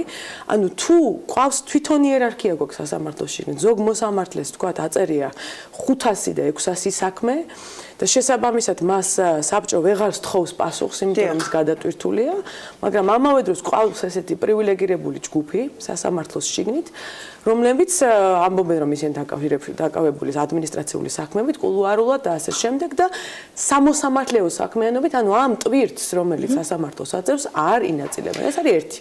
ამ საკითხს, ანუ ამ პრობლემას და რეალურად ამ პრივილეგიების არასწორად გადანაწილებას ხომ რეალურად ვიღაც კურირებს და ეს ამის შესახებ ვიღაცას ზედა რგოლს რეალურად ინფორმაცია აქვს, ესე იგი მე ასეთი დასკვნა გამომაქვს. მაშინ ვისთან მივყავართ ამ ყველაფერს, ანუ საითკენ უკაცრავად საითკენ გადადის ეს ისრები რეალურად ვის შეგვიძლია რომ მაშინ რაღაცა ვისი ბრალეულობა იკვეთება ამაში. თუ არ არის ეს საბჭო, მაშინ ვინ არის ეს? ანუ ეს რა არის ამ სისტემის, ამ პრობლემის, ამ სისტემის დიაგნოზი, ეხლა გეტყვით. ჩემი აზრით, ეს სისტემა და პირველ რიგში, რა თქმა უნდა, მისი მართველი ორგანო, იუსტიციის საბჭო, რომლის წევრიც მე ვხვდები, იმართება გარიგებების ლოგიკით და არასამართლიანობის ლოგიკით. რას გულისხმობ? გარიგება არის მისაღები ფორმა ურთიერთობის ბიზნესში, ხო? მე ამას გაძლევ, შენ ამას გაძლევ, შენ მე ამას თავაზობ ამ პროდუქტს, ამ ფასაც და ასე შემდეგ. შეიძლება მისაღები ფორმა იყოს გარკვეულწილად პოლიტიკაში, ხო? პოლიტიკური გარიგებები მიღებულია, მე ამას ხარს დაუჭერ, შენ ამას არ დაუჭერ ხარს და ასე შემდეგ კოალიციები იქმნება გარიგებების საფუძველზე. გარიგება როგორც ურთიერთობის ფორმა უნდა იყოს გამორიცხული ისეთ სფეროში, რომელიც არის სასამართლო. სამწუხაროდ ჩვენ გვესმის ამ სისტემის შიგნიდან სისტემა გვაცნობებს, რომ გადაწყვეტილებები, მაგალითად, ვის მიმართ გამოვიტანოთ დისციპლინური დევნა, ვინ მოსამართლე დავნიშნოთ, ვინ არ დავნიშნოთ, ვინ მოსამართლე წავახალისოთ, ვინ არ წავახალისოთ.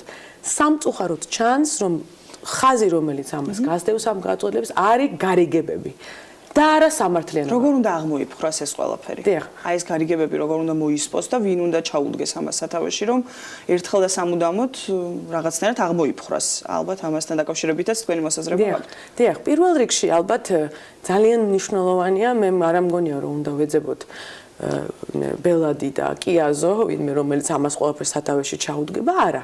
პირველ რიგში ჩვენ უნდა გამოვნახოთ სისტემაში ეს ხალხი არის და თუ არ არის ეს ხალხი უნდა გაჩნდეს, რომელიც გადავიდა უკვე არა ამ საბჭოთა მუშაობის სტილიდან, როდესაც მთელი სახელმწიფო იდგა ამ სისტემაზე. გადავიდა უკვე დასავლურ ევროპულ ფასეულობებზე, ევროპული მუშაობის სტილზე, რომელიც სულ სხვა ლოგიკას ექვემდებარება. ვინ უზრუნველყოფს ამ ევროპულ სტილს? აი თქვენ მაგალითად თქვენი ინტეგრაციით ამ საბჭოში გარკვეულწილად თვლით თუ არა რომ ხართ გარანტორი თქვენი გადმოსახედიდან აღნიშნული ევროპული კურსის და თუ ხედავთ რეალურად აი იმის შანსს რაღაცნაირად თქვათ და იმ ფონს თუ არის საბჭოში ეს ფონი რომ რაღაცნაირად იმედი ვიქონიოთ რომ მივდივართ მართლა ევროპისკენ და ბოლოს და ბოლოს ვითარდებით და აღარ არის ეს საბჭო რაღაცნაირად ჩაკეტილი სივრცე საიდანაც გაურკვეველი გადაწყვეტილებები გამოდის თუნდაც და საერთოდ ხან ვიგებთ ამ გადაწყვეტილებებს და ხან საერთოდ ვერც ვიგებთ. აი თქვენ რამდენად თვლით? ხო, აი ზუსტად უკავშირდება. აი ეს გაუმჭირვალობაც ამას უკავშირდება, იმიტომ რომ გარიგება მხოლოდ და მხოლოდ იმ შემთხვევაში არის ეფექტური, თუ ის არ გახდება საჯარო. ანუ მხოლოდ იმ შემთხვევაში მუშაობს ეს გარიგებების სისტემა, თუ ის არ გახდება საჯარო განხილვის საგანი, ამ შემთხვევაში გარიგება იშლება. იმიტომ რომ ის უკანონოა. აქედან გამომდინარე, მე ვფიქრობ მთავარი რა არის? ერთი შექმნა აი ამ წრისა თვითონ სასამართლოს შიგნით და მე ასეთი ხალხი ნამდვილად არსებობს. სამწუხაროდ სასამართლომ შეიძინა ის ხასიათი, რომ მისგან ჩანან ადამიანები, რომლებიც არ ტოვებენ პოზიტიურ განწყობას მოსახლეობაში, მაგრამ სხვა ხალხიც არსებობს შიგნით. თუ ასეთი ნაკლები არის, მაშინ ასეთი ხალხის მიყვანა საჭირო დანიშვნებისა და იუსტიციის სკოლის გამჭირვალეობის ხელშეწყობით, მაგრამ რაც მთავარია, მე ვფიქრობ, რომ ჩვენმა ხელისუფლებამ კონკრეტულად მას, ვისაც ეხება ეკონომიკური რეფორმა პირველ რიგში და ხელისუფლების ზოგადი განვითარების სტრატეგია უნდა გაათვითცნობიეროს, რომ ამ სასამართლოთი აი წარმოედგინეთ რომ ურემს რომ ეს წინ მიაბა ანუ ამ სასამართლოთი რომელიც ჩამორჩება განვითარების ყველანაირ სტანდარტებს ანუ ჯერ ვაგონები რო იყოს და მე თქმავალი ასეთ შემთხვევაში ეს ქვეყანა წინ ვერ წავა მე ვფიქრობ ამის გაცნობიერება უნდა მოხდეს იმ ეშელონებში რომელიც ახორციელებს პოლიტიკურ ნებას მე მინდა რომ ვისაუბროთ შიდა სამზარეულოზეც და არ მინდა რომ ისე დავასრულოთ ეს რუბრიკა რომ ამაზე არ გავამახვილო თქვენი ყურადღება რაც შეეხება უშუალოდ საბჭოს შიგნით არსებულ მდგომარეობას რაც არის თუნდაც აი კოორდინირებული მუშაობის დეფიციტი თუ არის თქვათ ჩემი გადმოსახედიდან ვთვლი რომ გარკვეულწილად ამის დეფიციტი არის ეს ჩემი პირადი მოსაზრებაა თქვენ რამდენად ვთვლით რომ საბჭო დღეს არის სწორად დაკომპლექტებული ეს ერთი და შემდეგ მუშაობს გამართულად. ანუ ადამიანები, რომლებიც ამ საბჭოში იღწვიან იმისთვის, რომ ქვეყანაში მართლმსაჯულება იყოს უმაღლეს დონეზე და სასამართლო სისტემა თუნდაც ჰქონდეს გამართული, რეალურად შეთანხმებული არიან ერთმანეთში და იღწვიან ერთი მიზნისკენ, მიდიან ესე რომ ვთქვათ. თქვენი მოსაზრება როგორია ამ საკითხთან დაკავშირებით და რამდენად ესე რომ ვთქვათ, თვლით რომ მართლა რთულ უწყებაში ინაცვლებთ. ჩემი გადმოსახედიდან ეს ასეა და საკმაოდ საპასუხისმგებლო საქმე დაგეკისრათ თქვენ. მე ასე ვფიქრობ. თვითონ საბჭოს გადაწყვეტილებებს თუ დინამიკას თუ შევხედავთ, იქ დავინახავთ, რომ ერთიანობა არ არის, მაგრამ ერთიანობაზე არ არის პრობლემა. წესით ეს საბჭო გადაწყვეტილებებს რო იღებდეს საკითხობრივად, მაშინ მოხდება შემდეგნაირად, ელენე. საკითხი A რო გამოვა, იქნება იქ 8 ხმა, 7 ხმა, შემდეგი საკითხი რო გამოვა, იქნება 6 ხმა და აი ეს გადანაწილდება იმის და მიხედვით, როგორი გემოვნება, როგორი მიდგომა გააჩნია თითოეულ წევრს, მაგრამ დღეს ჩვენ ამას ვერ ვხედავთ. დღეს ჩვენ ვხედავთ ძალიან მყარად ჩამოყალიბებულ ერთიანობას, რომელიც პრობლემურია და რომელიც იმ ლოგიკას ადასტურებს, რასაც მე ვამბობ, რომ მოსამართლე წევრები მოქმედებენ ერთიანად და ყოველთვის ერთიანად. რაც საეჭვოა, იმიტომ რომ თუ გვაქვს საქმე 8 ინდივიდთან და 7 ინდივიდთან, ინდივიდუალობის არსი ისე, რომ მათ გააჭოტრება უნდა მიიღონ სხვადასხვანაირი და საკუთარი ფასეულობების მიხედვით. ამ შემთხვევაში ეს უფრო გავს აი რაღაცა პარტიულ, მაგრამ არა პირდაპირ გაგებით, მე არ ვამბობ, რომ ვიღაცა მათ ბრძანებას ამბობს. არა, რაღაცა პარტიულ მიმართებასაც ვიღაცა ამბობს, რომ ჩვენ ახლა გადაწყვეტილებას ვიღებთ ასე და ყველა წევრი გადაწყვეტილებას იღებს კონკრეტული აი ამ ნიშნების მიხედვით. იმასაც კი ამბობენ, მე ამას ვერ დავადასტურებ ჯერჯერობით.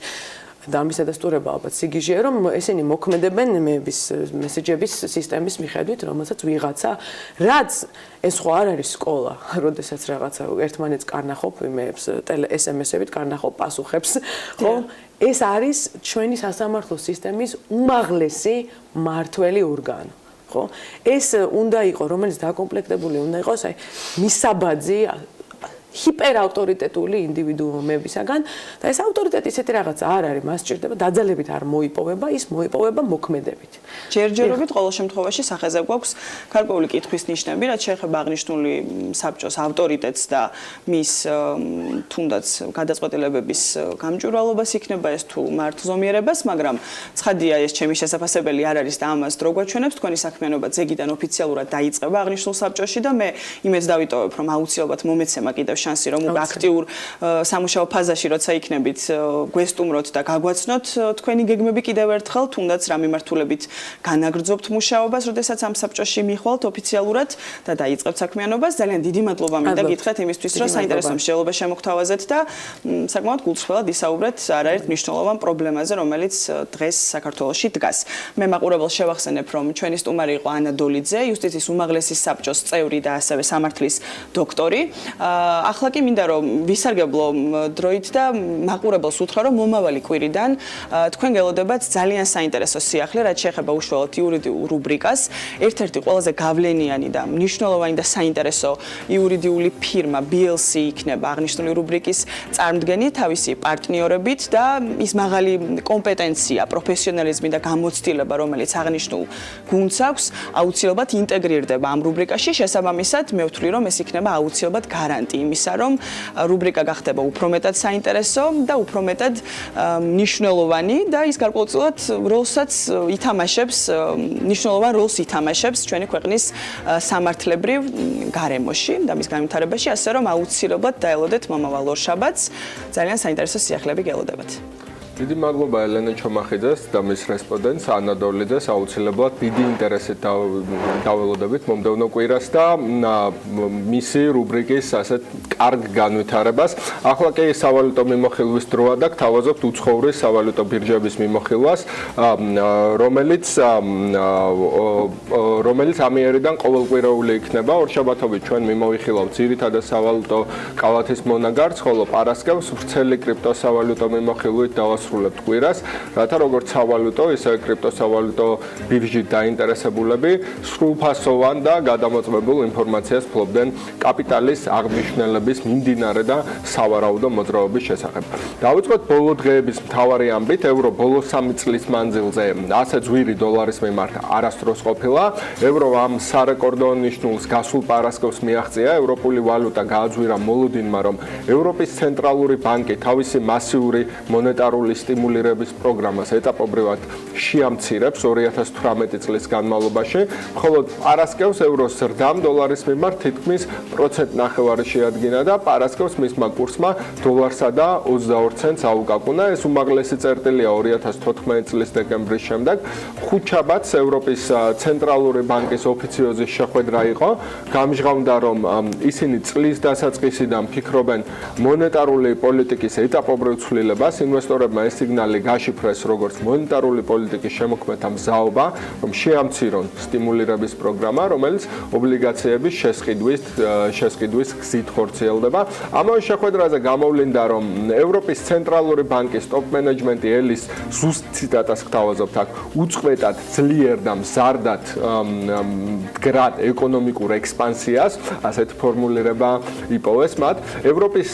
ევროს დამატებითი ბიძგი მისცა გერმანიის კანცლერის ანგელა მერკელის მიახლოებამ კოალიციური მთავრობის ფორმირებასთან, რაც ევროზონისთვის პოლიტიკური რისკის ელემენტს გააქრობდა.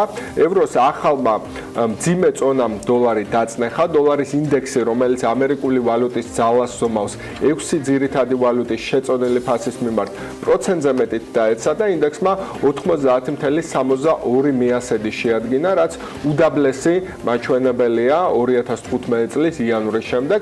დოლარს ცუდი სამსახური გაუწია გირვანქა სტერლინგის გაძვირებამაც, გირვანქა სტერლინგის ფასი თითქმის 1.5%-ით გაიზარდა პარასკევს დოლარის მიმართ და 1 გირვანქა სტერლინგი დოლარსა და 27 ცენტზე ოდნავ ძვირი ღირს, რაც 2016 წლის ივნისის შემდეგ გირვანქა სტერლინგის უმაღლესი ფასია დოლარის მიმართ.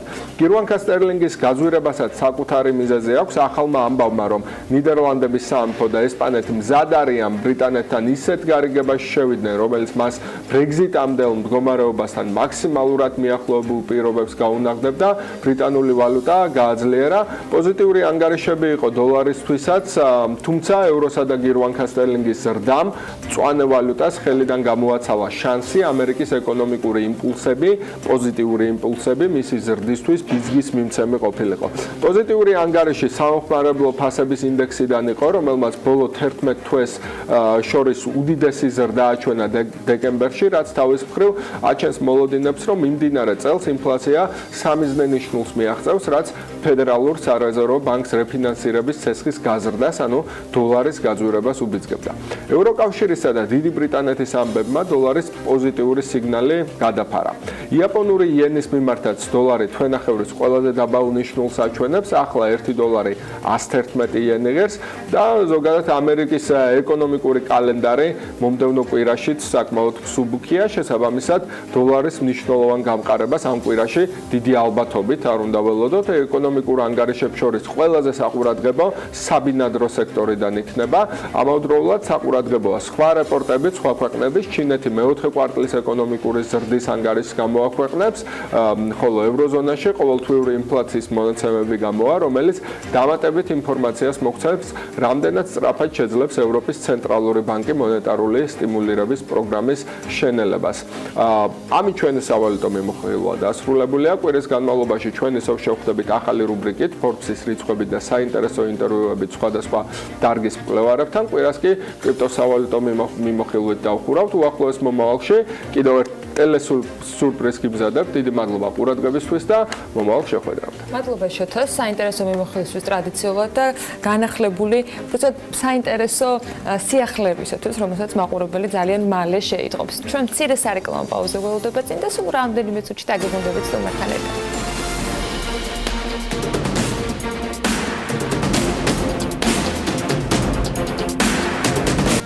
საქართველოს დერეფანში ტვირთბრუნვა სამწუხაროდ კვლავ მცირდება. 2017 წლის 11 თვის მონაგარი სატრანსპორტო დარგებმა 900,000 ტონით ნაკლებით დააფიქსირეს გასული წლის მაჩვენებელზე, ანუ საუბარია 2016-ზე. საზღვაო ნავსადგურებმა და საზღვაო ტერმინალებმა კი საანგარიშო პერიოდში 1,200,000 ტონაზე ნაკლები გადაზიდეს ვიდრე 2016-ში. ცხადია ანალოგიურ პერიოდზე არის საუბარი. ვინ თუ არა პაატა ცაგარეიშვილთან, ჩვენს ძველს პარტნიორთან და კოლეგასთან, სატრანსპორტო დერეფნის კვლევის ცენტრის ხელმძღვანელთან ხსნით ჩვენთვის უმნიშვნელოვანეს თემაზე სეზონს, მე მას მივესალმები და დამდეგ უკვე დამდგარ დღესასწაულებს ულოცავ. ბატონ პაატა, მადლობთ თქვენი დროისთვის, რომ ხართ ჩვენთან ერთად. სამწუხაროა, რომ ჩემი პირველი კითხვა ტელებოლო თვეების განმავლობაში საკმაოდ მოხშირებული ეთერებში თქვენს მიმართ არასდროს ვერ დაიწყო პროგრესთან დაკავშირებული ან გაუმჯობესებული სტატისტიკური მაჩვენებლების მოკითხვით და მისი მიზეზებით, რა შეიძლება ყოფილიყო ზრდის კლება და კლება არის მუდმივად და დრამატულად. სანამ კონკრეტულ თემას ჩაშლით, მე ვიცი, რომ თქვენ ერთგვარი პრეზენტაციაც გაქვთ ამასთან დაკავშირებით გამზადებული, ძალიან მოკლედ რეზუმირების სახით შეიძლება თუ არა ითქვას მიზეზი 2017-ში თითქმის ყველა მიმართულებით სტატისტიკის გაუარესებისა. პირველ რიგში მოგესალმებით, დიდი მადლობა მოწვევისათვის, დიდი მადლობა იმისათვის, რომ პერმანენტულად აშუქებთ ისეთ მნიშვნელოვან ქვეყნისათვის სტრატეგიულ მიმართულებას, როგორც არის სატრანსპორტო დერეფანი, მისი კონკურენტუნარიანობა, დამატებითი ტვირთების მოზიდვის შესაძლებლობები და ასე შემდეგ. ეს ძალიან მნიშვნელოვანია. გამომდინარე აქედან, რაც შეეხება თქვენ კითხვას, მოდით ასე განვავცობ და შემდეგ მივალ უფრო კონკრეტულ რეზუმესთან.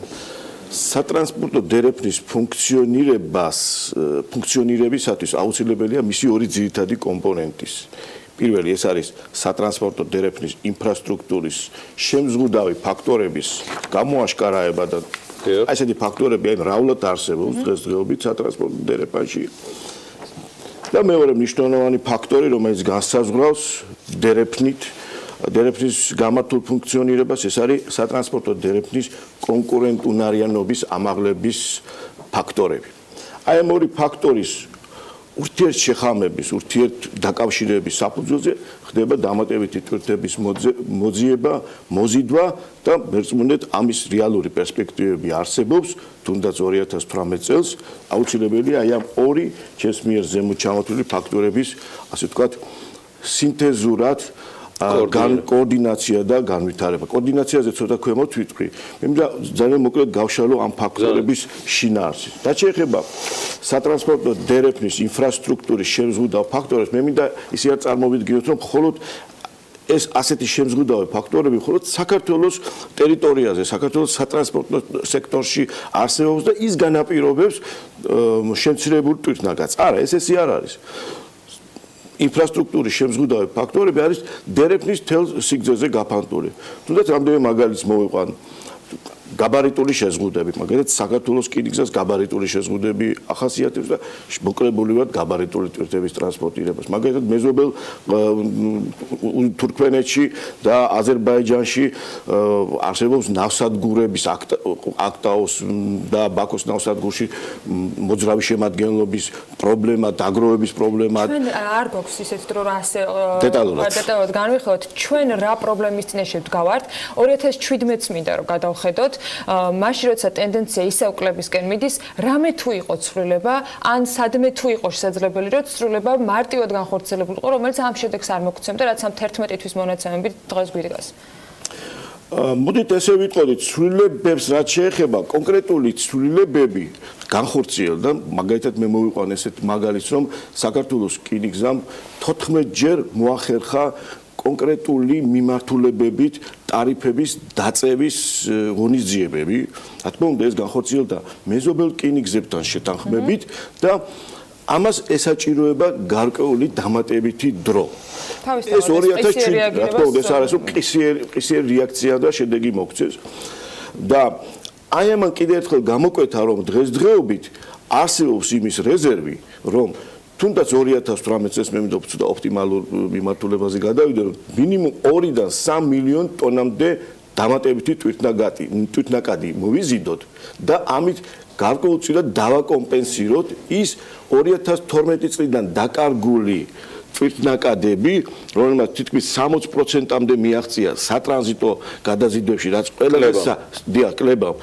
ყველაზე საგანგაშოა. დაკარგულის ანაზღაურების მიღმა გარდა იმისა, რომ დაუბრუნდეთ ძველ ნიშნულს, ეტაპობრივად, ან წინ წასვლის მოსწრება 2018-ში თქვენ არ პრაქტიკულად შეუძლებელია, ეს ყისიერად დაახლოებით 7-8 მილიონი ტონა თვირთის ამოწევა და დაბრუნება რაღაც სტატუს კოზე. შეიძლება იყოს არა მარტო, ეს ზუსტად მაღაზია რა, ეს ზუსტად ეს კონკურენტუნარიანობის ფაქტორები, რომელიც მე ბოლომდე ვერ ჩავშალეს, თავისი შინაარსით არ არის ძვირადღირებული განსხვავებით ინფრასტრუქტურული ღონისძიებების, ეს არის ძვირადღირებული ღონისძიებები არ არის, ეს უფრო საკანონმდებლო სივრცეს მოიცავს, ერთიანი ოპერატორის ცნების შემუშავებას, თუნდაც ტრანზიტის ხელშეწყობის კანონის შემუშავებას, მეზობელ ქვეყნებთან ერთად ტრასეკას დერეფნის ინსტიტუციონალური მექანიზმების უფრო ეფექტურად ჩართვას. ეს ღონისძიებები კიდევ ერთხელ მეორე ფინანსურად არ არის ძალიან დიდი ტევადი და გათვლილია მოკლე ვადაზე, როდესაც ეფექტი მოკლე ვადაში ექნება. რა თქმა უნდა, სწორად გაგიგეთ თუ არა ბატონ პატარო 14 ჯერ ხო სინქრონი ტარიფების შარშან 14 ჯერ და ცვლილება რაც რკინიგზის ადმინისტრაციამ ეს განახორციელა თქვენ ბრძანებთ რომ ამას ადეკვატური შედეგი ჰქონდა ანუ ამას ვერ ვიტყვით ამ ეტაპზე რადგან დროითი ლაგი სჭირდება გარკვეული დრო სჭირდება რომ ამან მისცეს გარკვეული შედეგი, მაგრამ მოძრაობა ამ მიმართულებით, რა თქმა უნდა, სწორია, გამართლებულია, როდესაც საწარმო ამ შემთხვევაში საქართველოს რკინიგზა და პლუს ნავსადგურები მეზობელ ქვეყნებთან ერთად ეძებენ კონკრეტულ ტვირთებს და ეს კონკრეტული ტვირთები არსებობს, აი მე შემიძლია კონკრეტული ქვეყნების მიმართულებით ჩამონათვალე აი ქვეყნები და აგერ არის კონკრეტული ტვირთები, მაგრამ კიდე მე მithქვია ჩემს თქვენთან სტუმრობის დროსაც რომ აქ მარტო რადგან ეს პრობლემა არა მარტო საქართველოს ტერიტორიაზე, საქართველოს შიდა სივრცეში დევს ეს არის დერეფნის მეზობელ ქვეყნებთან დაკავშირებული აქ თუნდაც საწარმოები საქართველოს რკინიგზა იქნება თუ საქართველოს ნავსადგურები მხოლოდ ცალკეული მიმართულებით ამას ვერ შეასრულებენ. აქ აუცილებელია სახელმწიფოს ჩართულობა. აუცილებელია პასუხისგებელი ორგანოს არსებობა ამ მიმართულებით. მე არ მინდა ცოტა ბანალური იყოს ჩემი საუბარი, როდესაც სამინისტროების შემცირებაზეა დღესდღეობით საუბარი. თქვენ ისევ ტრანსპორტის უწყებაზე საუბრობთ, ანუ აი ნახეთ ბატონ გიორგი, დაწყებული ჩინეთიდან უკრაინის აი სატრანსპორტო დერეფნის გააცვლით 13-14 ქვეყანაა გაერთიანებული და მხოლოდ ერთადერთი ქვეყანა, რომელსაც არ აყავს აი ამ უწყებაზე, აი ამ სექტორზე, ტრანსპორტის სექტორზე პასუხისგებელი ორგანო. ასე თუ იმ სახით არის ტრანსპორტის და კავშირგაბმულობის ან ინფრასტრუქტურის და ტრანსპორტის, მაგრამ საქართველოში არის მხოლოდ ერთი დეპარტამენტი და მე მინდა ვთქვა, რომ დეპარტამენტშიც არსებობს სატრანსპორტო დერეფნების სამმართველო, მაგრამ რატომღაც მე პირადად არ გამიგია ამ ორგანოს ან აი ამ სამმართველოს ან პოზიტიური ან რაღაც ობიექტური ამ ეს ჩვენ მოვიკითხოთ მაგას. კარგი იქნება ზუსტად ამის ბატონ პატა, ხო, გარდა იმისა, რომ ბოლო კითხვით გავალთ ახლა ბატონ პატასთან, მე მინდა გითხრათ, რომ BMG-ს მკითხველი და მაყურებელი ცხადია პრეზენტაციის ნაწილებს, რომელიც სატელევიზიო ფორმატიდან გამომდინარე, ხოლო ნაწილის პრეზენტირება შეძლო ბატონმა პატაც საგარეიშვილმა, თქვენ სულ რამდენიმე წუთში ნახავთ ნიუსების და ანალიტიკის სახით ჩვენს ვებგვერდზე ამ მასალებს დავიტოვებთ თქვენის ნებართვით ბატონ პატა, რომ ეს ყველაფერი გამოვაქვეყნოთ. პროგნოზი 2018-ზე. ვიცი, რომ რთული წელიწადი ელის ამ მიმართულებას, თუმცა მეორე მხრივ არის ანაკლიის თემა, რომელიც ამოიქოქა სხვადასხვა მიმართულებები. იგივე რაც თქვენ ბრძანეთ, შეცვლილი ტარიფები სინქრონში რეგიონის ქვეყნების, ასე ვთქვათ, ადმინისტრაციასთან და მენეჯმენტთან. რაღაცა შედეგები ეს უნდა იყოს. კლების ტენდენცია გაგრძელდება თქვენი პროგნოზით თუ გარკვეულ დასტაბილურებას ელით ამ მიმართულებით? არ ამგონია რომ გაგრძელდეს და ამის ძალიან ნათელი მაგალითი მდგომარეობს იმაში რომ ბოლო 3 წელიწადში შავი ზღვის აუზის ყველა ქვეყანამ მოახერხა თვითნაკადის კლების ტენდენციის შეჩერება. მხოლოდ საქართველოს ვერ შეძლო აქ მინუს ბოლო 3 წელიწადში მინუს 27%-იან კლებაზე გავალთ წელს, მაგრამ აი მე მინდა გითხრათ რომ თრინად აუში 4%-ით არის გაზრდილი ბოლო 3 წელიწადში თვითნაკადის მოცულობა, რუმინეთში 7%-ით, რუსეთში 13%-ით, ბულგარეთში 6%-ით, თურქეთში 6%-ით. ზდა არის, ხო ბატონო? ზდა არის, ანუ აუზის მეზობელმა ქვეყნებმა ყველამ შეძლეს თვითნაკადის კლების შემცირება და უკვე დადებით დინამიკაში გადავედი. თვითონ ის მომენტი, რომ ფოთის ნავსადგურმა წელს მოახდინა როგორც საკონტეინერო ნაკადის ზდა, ისევე გადაზიდული ტვირთების ზდა, ეს უკვე იმის მანიშნებელია, რომ უკვე დერეფაში უნდა მოხდეს კონკრეტულად ჩვენ მონაკვეთზე აქტივიზაცია ტვირთნაკადების დამატებითი მოცულობების მოზიდვა და ზუსტად აი ეს ცხრილი, რომელიც მე შემოგთავაზეთ, მიუთითებს იმაზე, რომ 2-დან 3 მილიონი ტონა ტვირთზე შესაძლებელია რეალურად ვისაუბროთ, რომ აი ამის შესაძლებლობა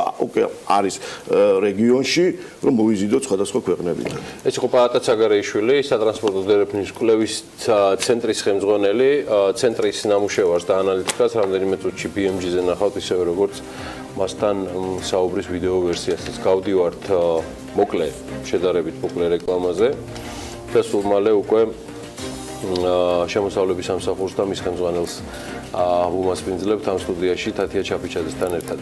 თემა ძალიან მაგარია. დღეიდან ზედმეტად გადახდილი დამატებითი ღირებულების გადასახადის რეფორმის, ასე ვთქვათ, პრაქტიკული განხორციელება იწყება. კითხვები დაუჭა. მადლობა. ამინდის პროგნოზის სპონსორია SEU დეველოპმენტი.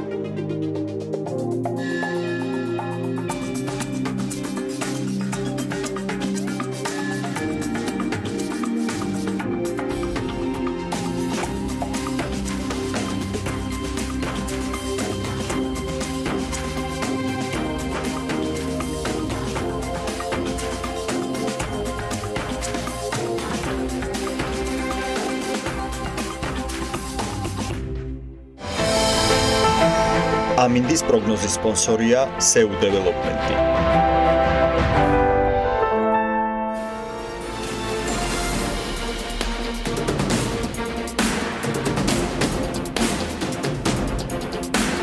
დღეიდან ზედმეტად გადახდილი დამატებული ღირებულების გადასახადის გამარტივებულად დაბრუნების შესაძლებლობა კომპანიებს, რომლებიც ყველა ძირითად მოთხოვნებს აკმაყოფილებენ 5 დღეში შეუძლიათ. მათ ვისაც რამდენიმე პუნქტის შესაბამისი ცვლილება დასჭირდება, ამ შესაძლებლობას 14 დღიან ვადაში გამოიყენებენ. ბიზნესი ფინანსთა მინისტრის პარასკევის განცხადებას ფოტოშორის დაკმაო დადებითი კომენტარებით შეხვდა, თუმცა არსებობს კითხვები, მათ ნაწილზე პასუხის მიღებას კი ჩვენი სტუმრისგან შევეცდებით.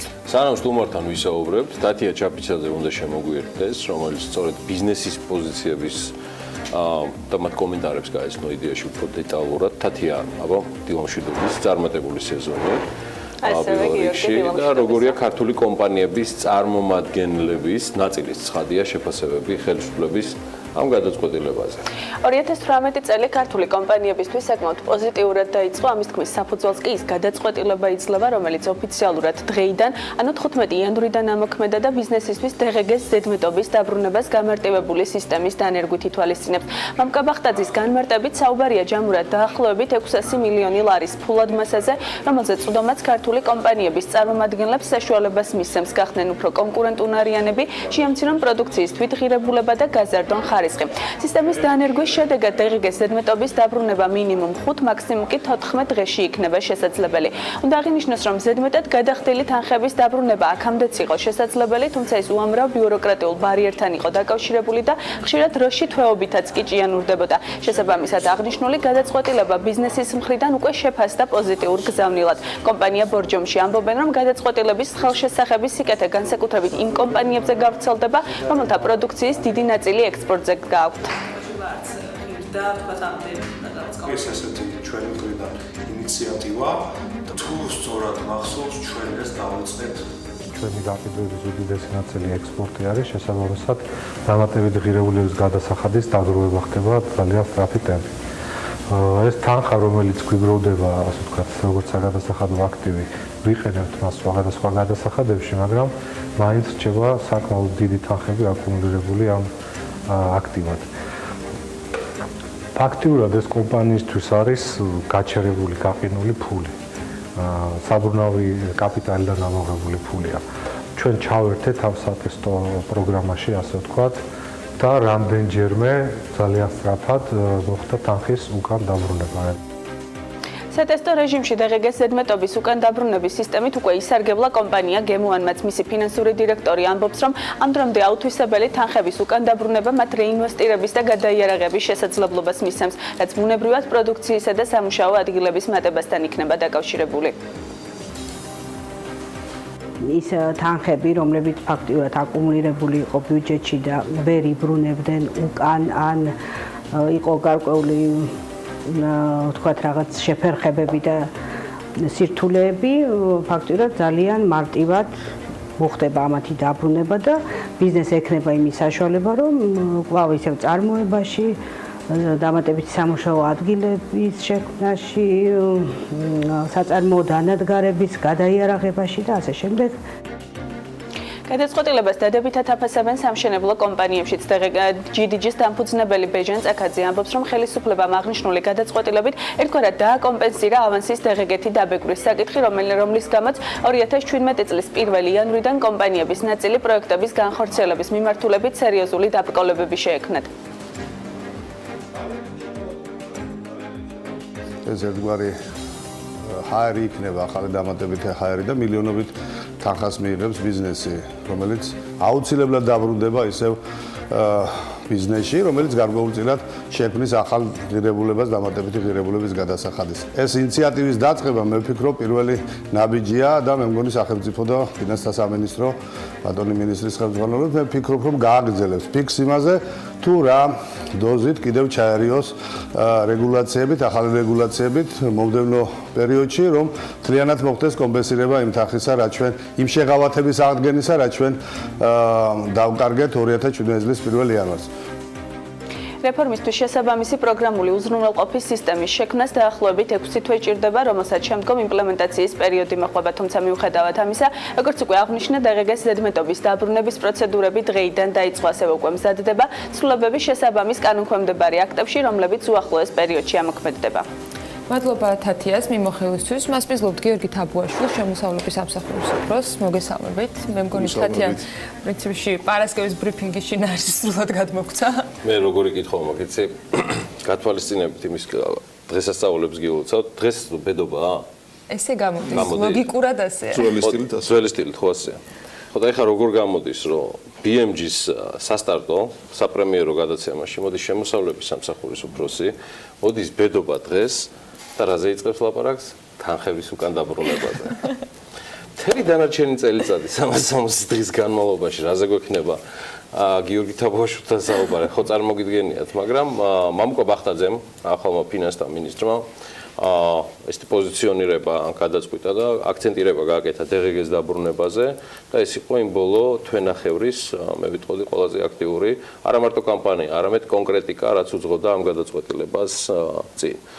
მე ვერ ვიტყოდი, რომ თემა არ იყო აქტუალური თავის დროზე, ან რაღაცა სუპერ და განსაკუთრებული გადაულახავი დაბრკოლებები არსებობდა DGG-ს დაბრუნებაზე თავის დროზე, მაგრამ ფაქტია, რომ ეხლა ეს თვისებრივად სხვა ჩარჩოებში მოეწ. წინა პირობები ამ ყველაფრის, იმიტომ რომ დარწმუნებული ვარ, ეს მანამდეც მუშაობდით ამ სქემაზე ბატონ გიორგი და როგორ მივიღეთ ეს გადაწყვეტილება. რა თქმა უნდა, მოგესალმებით, მივესალმებით თქვენს ტელემაყურებელს. გილოცავთ ძველი სტილით, ახალი სტილით, ახალ წელს ეს ბედობა ყოფილა და სიკეთე და ყოველივე კაი დაებედოს ჩვენს ქვეყანას, ჩვენს ოჯახს. მეტი თანხის დაბრუნება ექსპორტერები იაქტიურეთ რაიმენაირად. ეს საკითხი რა თქმა უნდა აქტუალური იყო, წლების განმავლობაში ხდებოდა ზედმეტად გადახდილი DGG-ს თანხების აკუმულირება, დაგროვება, გადამხდელის პირად ბარათზე, საგაცხადო ბარათზე, თუმცა მისი დაბრუნების მექანიზმი იყო იმდენად რთული და მტკივნეული გადამხდელისთვის და დროში გაწელილი, რომ ფაქტიურად გადამხდელების ძალიან დიდი ნაწილი უარს ამბობდა მოთხოვნაზე და ელოდებოდა რომ მას მიმდინარე იმას საგაცხადო ვალდებულებების ანგარიში ჩაეთვლიდა.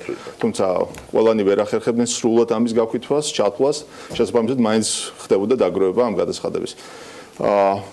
იყო საუბარი იმაზე რომ ჩვენ დავიწყეთ ამ მიმართულებით მუშაობა უკვე გასულ წელს, შევქმნით საპილოტო პროექტი, სადაც მოვახერხეთ რომ გამარტივებული მექანიზმებით და ლოგიკური კრიტერიუმებით შეგვეფასებინა გადამხდელის საგაცხადო ვალდებულებები და რისკები და მათთვის შედარებით გამარტივებულ და დაჩქერებულ რეჟიმში დაგვებრუნებინა ზედმეტ გადახდილი თანხები. ასეთი მაგალითები თქვენმა სტუმრებმა უკვე მოიყვანეს, ეს ბორჯომის მაგალითი და სხვა მაგალითები. ძირითადად რა თქმა უნდა ეს ეხებოდა ექსპორტიორ კომპანიებს და იმ კომპანიებს და იმ საქმიანობას მიმართულებებს, სადაც ჩვენი გადმოსახედიდან ნაკლებია რისკი. თვითონ დამატებული ღირებულების გადასახადი თავისი ბუნებით არის ისეთი გადასახადი, რომელიც წარმოშობს ზედმეტად გადახდელ თანხებს ბიუჯეტში და უნდა მოხდეს შემდეგ მისი ან გაქვითვა, ან დაბრუნება. შესაბამისად, ექსპორტიორ კომპანიებს სხვა კომპანიებისგან შედარებით ეს ბუნებრივად წარმოიშობა, რადგან ექსპორტი არ იბეგრება დამატებული ღირებულების გადასახადით და მათ უკვე გადახდილი აქვთ, როგორც წესი, დამატებული ღირებულების გადასახადი, როდესაც მოიხმარენ ამ პროდუქციის საწარმოებლად ღირებულობრივ სერვისს თუ პროდუქციას მოიხმარენ.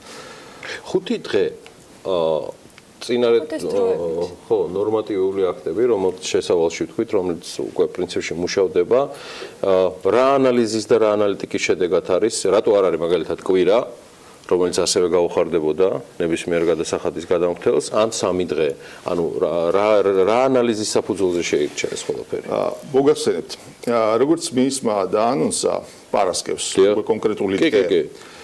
ეს გამოწვეული იყო იქიდან გამომდინარე, რომ იმის მიუხედავად რომ ჩვენ დაწყებული გვაქვს საკმაოდ ფართომასშტაბიანი პროექტის განხორციელება, მის მამას ისტორიულს უწოდა და თავისი მნიშვნელობიდან გამომდინარე აბსოლუტურად ვეთანხმები, ძალიან მნიშვნელოვანი და ისტორიული პროექტია. გამომდინარე იქიდან რომ მოხდება დაახლოებით 600 მილიონი ლარის ბიზნესისთვის უკან დაბრუნება ბიუჯეტიდან. ეს ძალიან მნიშვნელოვანი ფინანსური რესურსია ბიზნეს სექტორისთვის. იზრდება ხელმისაწვდომობა ფინანსებზე, ხდება ლეგიტიმური ზედმეტობის განსაზღვრა და დაბრუნება, თანაბარ კონკურენტულ პირობებში მოუწევთ საქმიანობა კომპანიებს და შესაბამისად ჩვენ მივუახლოვდებით იმ საერთაშორისო საუკეთესო პრაქტიკის მაჩვენებელს, პარამეტრს, რომელიც საერთაშორისო ოლტოფონთან ერთად ჩვენ დავისახეთ. ავტომატურ რეჟიმში დაღების ზედმეტობის დაბრუნების კუთხე. რომლის ვადებიც განსაზღვრა დაახლოებით 6 თვის შემდეგ, რომლის ამოქმედება, თუ ამაზე რამე გადახედვა შეიძლება იყოს. მოგახსენებთ. საკმაოდ რთული და კომპლექსური პროგრამული უზრუნველყოფა უნდა შეიქმნას, რომელიც დაეფუძნება რისკების მართვის სისტემას. მოგახსენებათ, ჩვენთან გადასახადის გადამხდელსა და საგაცხადო ორგანოს შორის ურთიერთობა აბსოლუტურად ელექტრონულ ფორმატში მიმდინარეობს. ამიტომ გვაქვს მილიონობით ჩანაწერი, უზარმაზარი მონაცემთა ბაზა და ჩვენ უკვე დაწყებული ქონდა მუშაობა, რომ ამ ელექტრონული ბაზის და მონაცემების საშუალებით თუ სწორად მოვახდენდით ამ ინფორმაციის დამუშავებას, ეგრეთ წოდებული big data, დიდი ინფორმაციის დამუშავებას, რომელიც ცალკე სერიოზული მიმართულება და მიმართულებით დაწყებული გვაქვს, როგორც გითხარით, უკვე მუშაობა, შესაძლებელი გახდებოდა ლოგიკური კავშირების იდენტიფიცირება, რითაც ჩვენ მინიმუმამდე შევამცირებდით რისკებს გადამხდელისა და შევძლებდით ადამიანის შაურევლად, ადამიანის რესურსების შაურევლად განგვესაზღვრა ის ლეგიტიმური მოცულობა დგ ზედმეტობისა, რომელთან მიმართებაში ჩვენ კითხვები არ გვექნებოდა, შევაფასებთ ამას როგორც ნაკლებ რისკიანს და მოვახდენდით ავტომატურ რეჟიმში დაჩქარებული ტიპით მის დაბრუნებას.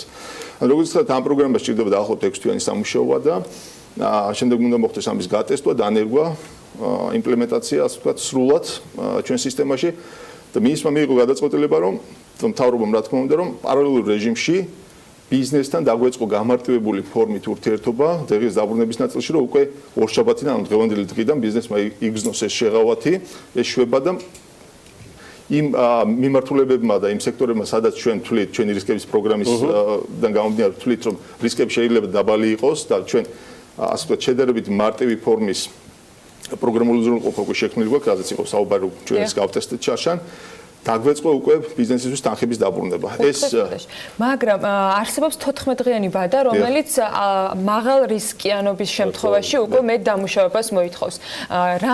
როგორი იყოფა წილობრივად ასეთი კომპანიები, ანუ რამდენი არის ესეთი კომპანია საქართველოში, თქვენ გექნებათ ალბათ ეს მონაცემები, რომელიც ამ 5 დღიანვადას გამოიყენებს და რამდენად დიდი არის მოცულობა დანარჩენი შესაძლებელი. ჩვენი პროგნოზით ამ 6 თვიან პერიოდში სანამ დაიწყება პროგრამის სრულფასოვანი ამოქმედება, დაახლოებით 10,000-მდე გადასახადის გადამხდელი ისარგებლებს აი ამ გამარტივებული დღის დაბრუნების პროგრამით და 5 დღის განმავლობაში შეძლებს, არაუგვიანეს 5 დღისა, შეძლებს დღის ზედმეტობის დაბრუნებას. ამ თანხის მოცულობის რა ნაწილია ეს 10,000? ეს 10,000 შეიძლება იყოს დაახლოებით 400-450 მილიონი ჩვენი გათვლებით. ანუ რეალურად ყველაზე მსხვილი ბიზნესების წარმომადგენლები იცით როგორ არის? შედარებით დიდ რაოდენობა გადამხდელების აქვს შედარებით საშუალო მოცულობის და მცირე მოცულობის დამტებულ ღირებულების გადასახადის ზედმეტობა წარმოშობილი. და პირველ რიგში მათ გაუმარტივდება ურთიერთობა ჩვენთან და ისინი შეძლებენ სწრაფად დაიბრუნონ. ანუ პირველ რიგში მცირე და საშუალო ბიზნესი იგრძნობს საკუთარ თავზე ამ მშვიდობას. მოცულობით რაც გავიგეთ, ანუ საუბარია 75-80%-ზე საერთო მოცულობა. კი, ეს უხეში გათვლებით კი შეგვიძლია ესე ვთქვათ. ხოლო დანარჩენები, ვინც ვერ გაივლიან ამ ფილტრს, მათთან მოგვიწევს დამატებითი შესწავლა და აქ უკვე ადამიანური რესურსი უნდა ჩავთოთ, უშუალოდ კომუნიკაცია შედგება გადამხდელებთან, დაზუსტება, მოტანა დამატებითი დოკუმენტაციის და ამიტომ გვჭირდება ეს 14 დღიანი ვადა. ადამიანური რესურსის გამოთიშვა რამდენად შესაძლებლად მიგაჩნიათ იმ პროგრამის სრულად ამოქმედებით, რომელიც ავტომატურ დაბრუნებას გულისხმობს თუნდაც 6 თვის მერე. კი, აი ამისკენ მივიდივართ ზუსტად რომ 6 თვის მერე, ანუ წლის ბოლოსთვის ესე დავარქვათ ამ პერიოდს, წლის ბოლოსთვის ჩვენი დაბრუნებების მოთხოვნების 95% ჩვენი პარამეტრი არის ესეთი, რომელიც ძალიან ახლოს არის საერთაშორისო საუკეთესო პრაქტიკასთან, 95% უნდა შევძლოთ უკვე პროგრამულად დავამუშაოთ და დაუბრუნოთ გადამხდელს ავტომატურ რეჟიმში. ეს არის ჩვენი ამოცანა.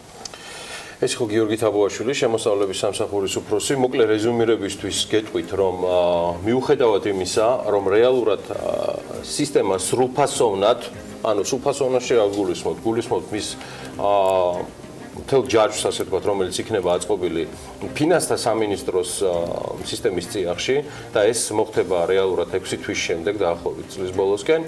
მანამდე ფინანსთა მინისტრმა მიიღო შესაბამის სტრუქტურებთან ერთად, ცხადია, ფედერალურ მთავრობასთან ერთად გადაწყვეტილება, რომ დღეიდან მოყოლებული იწყება DGG-ს უკან დაბრუნების რეფორმის ეს პირველი უკვე სატესტო აღარ ქვია, იმიტომ რომ რეალური განხორციელება და ყველას მიეცემა საშუალება, რომ მიმართონ ფინანსთა სამინისტროს შესაბამის სტრუქტურებს, გაიარონ პროცედურები.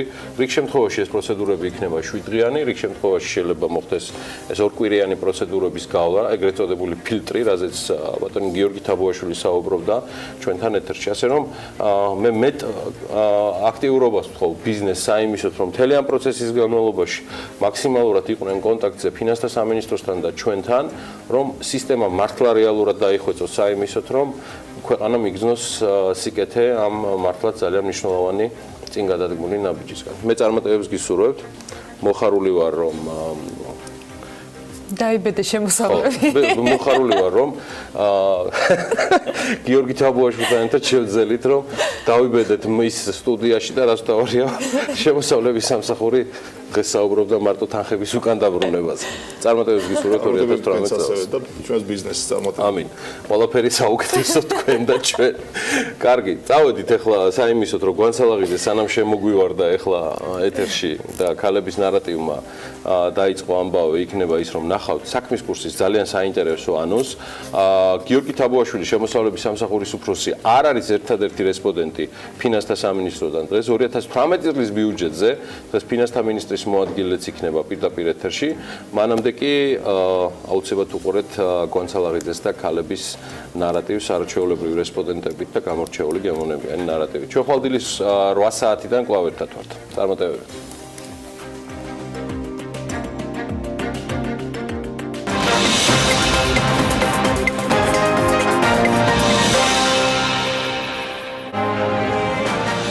მოთხოვნადი სამომხმარებლო პროდუქტი პური გაძვირდა და არის ფასის მატების მთავარი მიზეზი გარდა ელექტრომატარებლებისა და რა პროგნოზს აკეთებენ მეწარმეები. თემის დეტალები საქმის კურსში. ზედმეტად გადახდილი დამატებული ღირებულების გადასახადის გამარტივებულად დაბრუნება დღეიდან იწყება. ფინანსთა მინისტრის მოადგილე ჩაგვაყენებს საქმის კურსში. რა ბედიელის თბილისის გენგეგმას რა დროში და რა მიმართულებით აპირებს მის დახვეწას City ინსტიტუტი, მერიის მოთხოვნები და ავტორების პოზიცია TV პირველზე. იყავით მთავარი ეკონომიკური და ბიზნეს მოვლენების საქმის კურსში 2018 წელსაც. ხვდებით ზუსტად 3-ზე TV პირველზე.